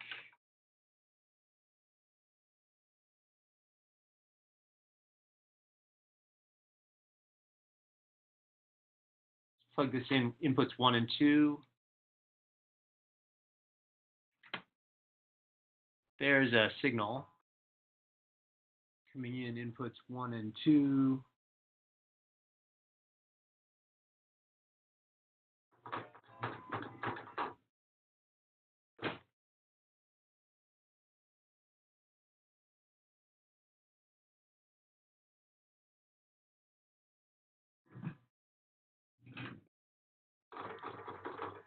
So I'm going to, once again, create an external instrument over here. Drag this in. Relabel it DW8000. And make sure that I have an input from, so this is hooked up right now to the front panel. I think my MIDI is coming in my front panel. Is either 9 or 10.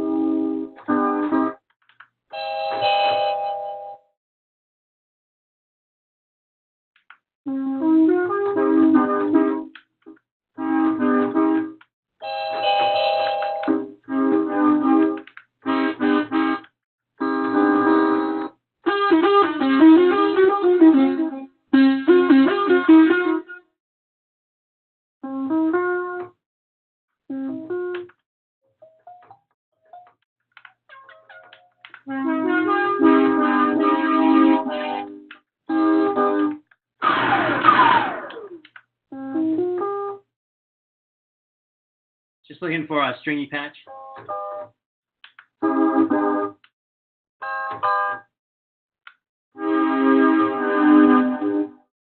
$35.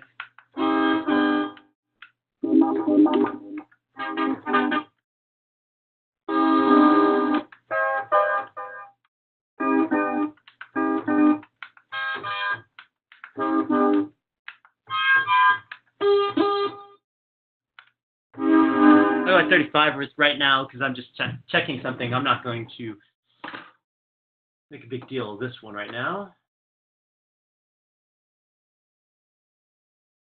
And let me make sure that I have some MIDI control going on here.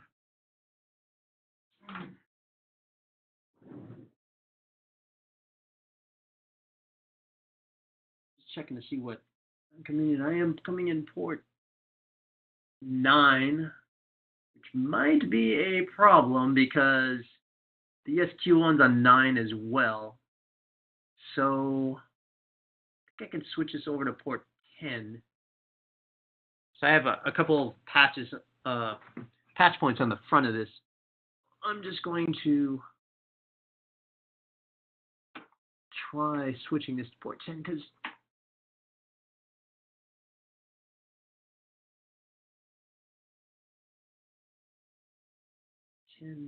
actually port 10 out. That's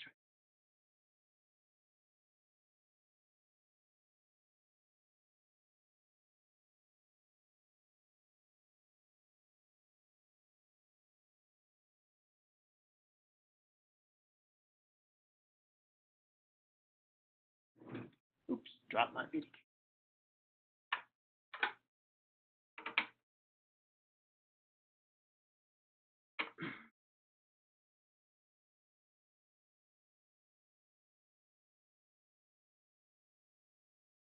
All right, let's see if I can pick it up on port 10 now.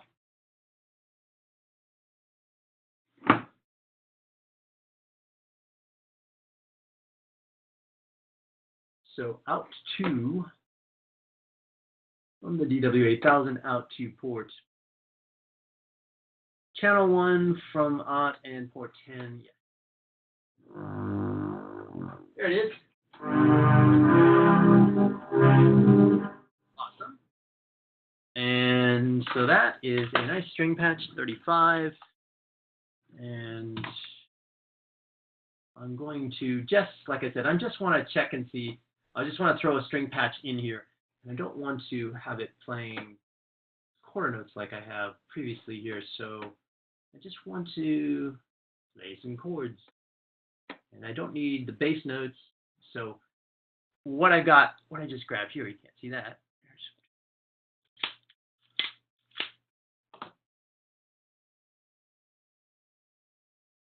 Is so I just grabbed that verse from my reference chords. Remember my reference chords over here, which I'm going to turn off my reference chords, and then I'm going to get rid of all of the bass notes because I don't want the bass notes on, and I'm going to get rid of the second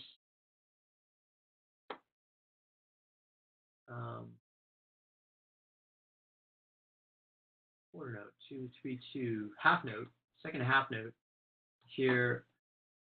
I don't need those. I'm just going for those quarters. Stop everybody, play this, make sure we get sound coming out.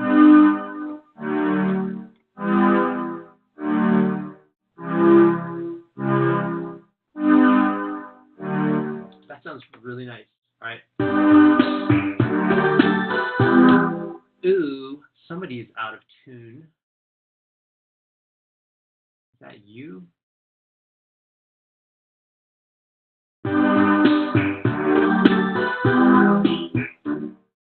Huh. Hold on.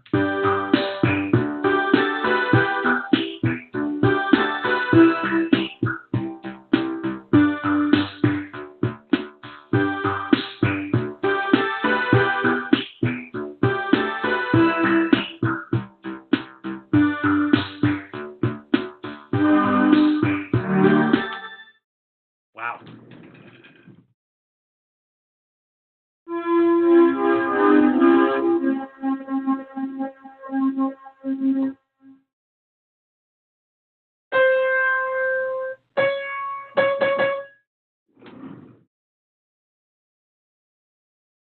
Well, yeah, it's like the concept sounds good, but somebody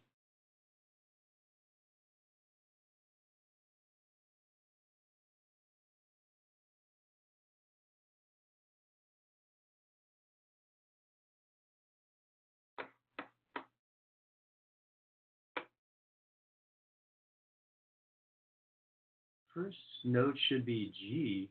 How did that get transposed? Let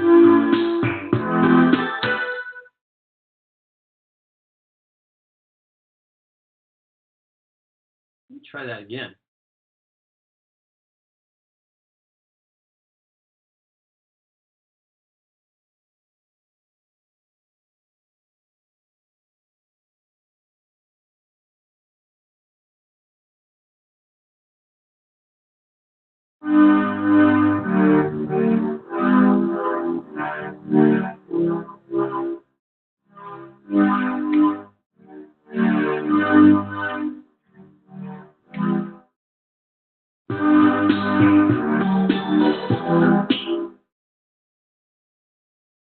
That is weird.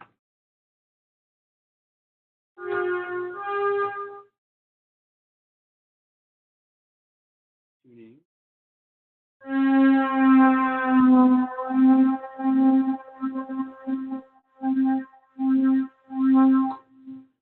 We have a tuner in here. It's a guitar tuner that they brought out a couple of versions ago. So let's give that a try. We go to Audio Effects. I believe it's under, there it is, tuner. We'll throw it on the DW8000 there. Let's see if we get a note here. Look at that, jeez.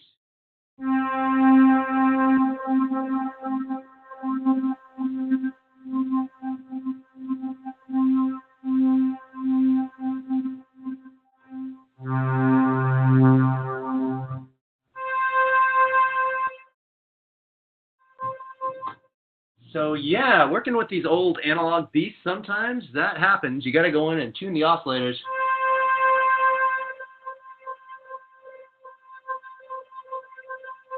Fortunately, there's a nice tuning knob right on top of the DW8000, so that should work now. Let's see. Yeah, there we go. Okay, let me get back in here and just delete those. That was a little unnecessary diversion. So again, this, and all I want is the first quarter notes. So we're just hitting the chords.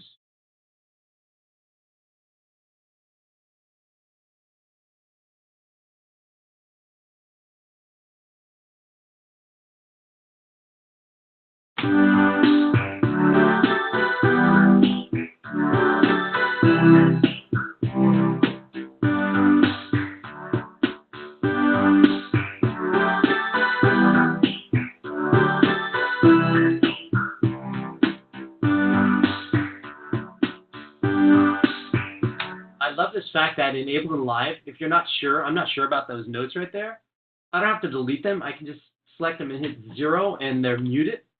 So just like we mute clips in other programs, we can actually mute the actual individual notes in Live. That's really sweet.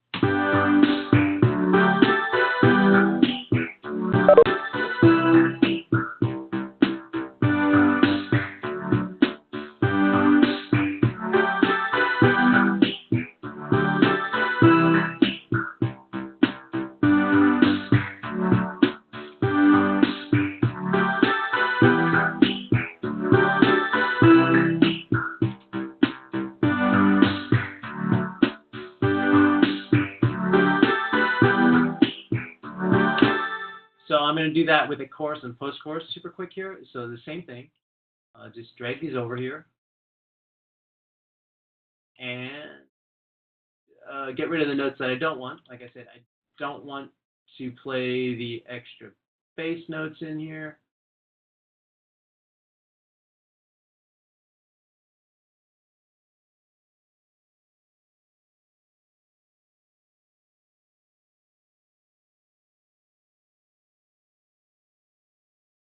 So this one is a full 8-bar phrase. Let's get rid of the bass notes. There are the bass notes. Fill those. And we will stick with double them up, so half notes, and see what happens.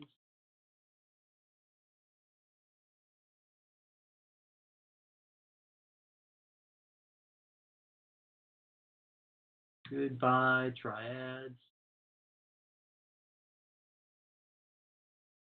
Sounding on this second scene. I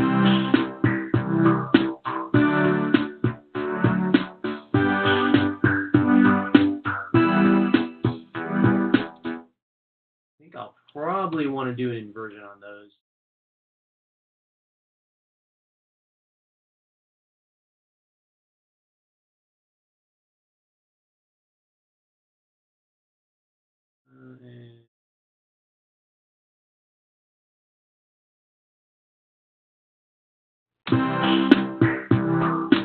So inversion, I'm going to grab these notes And so on the second triad,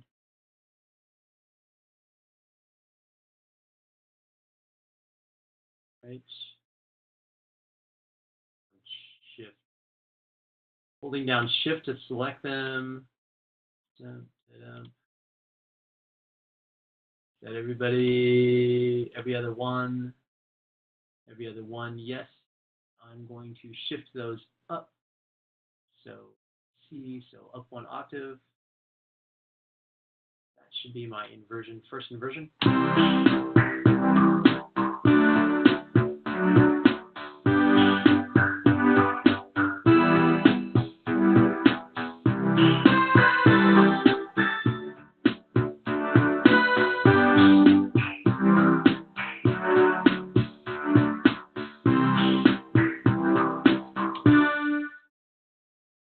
Finish up my process here.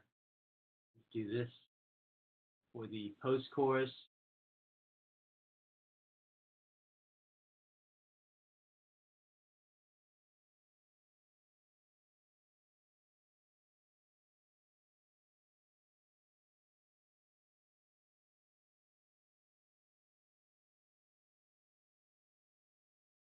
So I see what so the post-chorus, I just took the last two, so I can copy this down.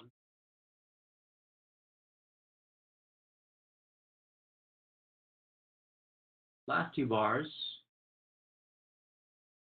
and myself.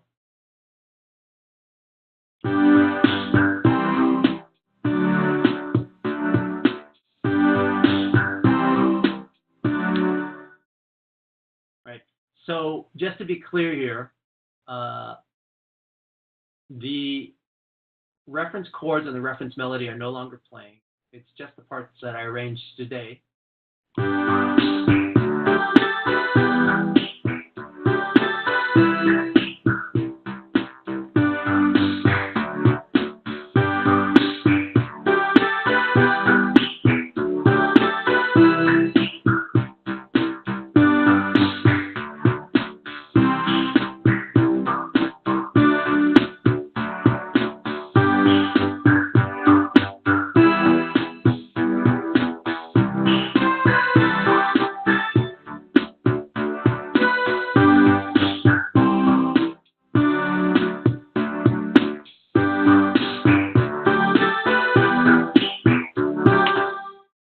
That's good for today. Same thing I ended up with last time, 2.5 hours. All right. Yeah. So I've got an effect sound down. I've got some bell sound down. I got the bass line down. I got the basic drum beat down. And I got at least some temporary pads on the chords. I'm going to definitely play around with that. I want something with a nice longer release so that when we hit those first quarter notes on the chords that I don't need to have a bunch of other stuff in there, and then it's a nice long release on that time. And I'm pretty happy. I might add one more analog instrument, but anywhere from, I'm usually pretty happy with anywhere from 4 to 8 analog instruments in there. And then from that point in time, let me switch my camera over here to my laptop. And that point in time, then I'll do the arrangement, track things out, and work with them as audio, and then add some other things. Like I said, I really want to add like a real string arrangement on the second half of this song. So for that, I'll definitely be using virtual instruments for that, and get rid of the old analog gear. That's pretty good for today.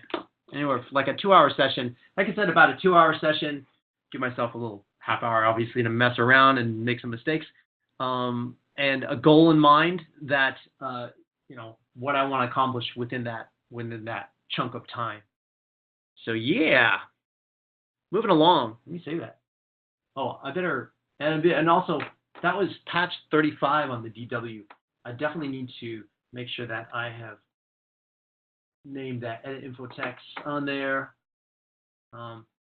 Patch 35 doesn't have a name on it. Some sort of string sound. Patch 35. The DW8000 has no display on it other than a big fat numerical value.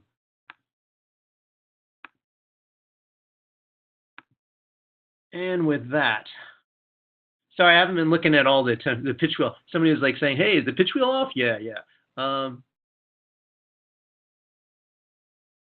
Yeah, cool. Hey, had some people show up for my long-winded chat. Thanks for being here, ladies and gents. This will archive, and like I said, I'm going to see if I can put some stuff up on YouTube if possible.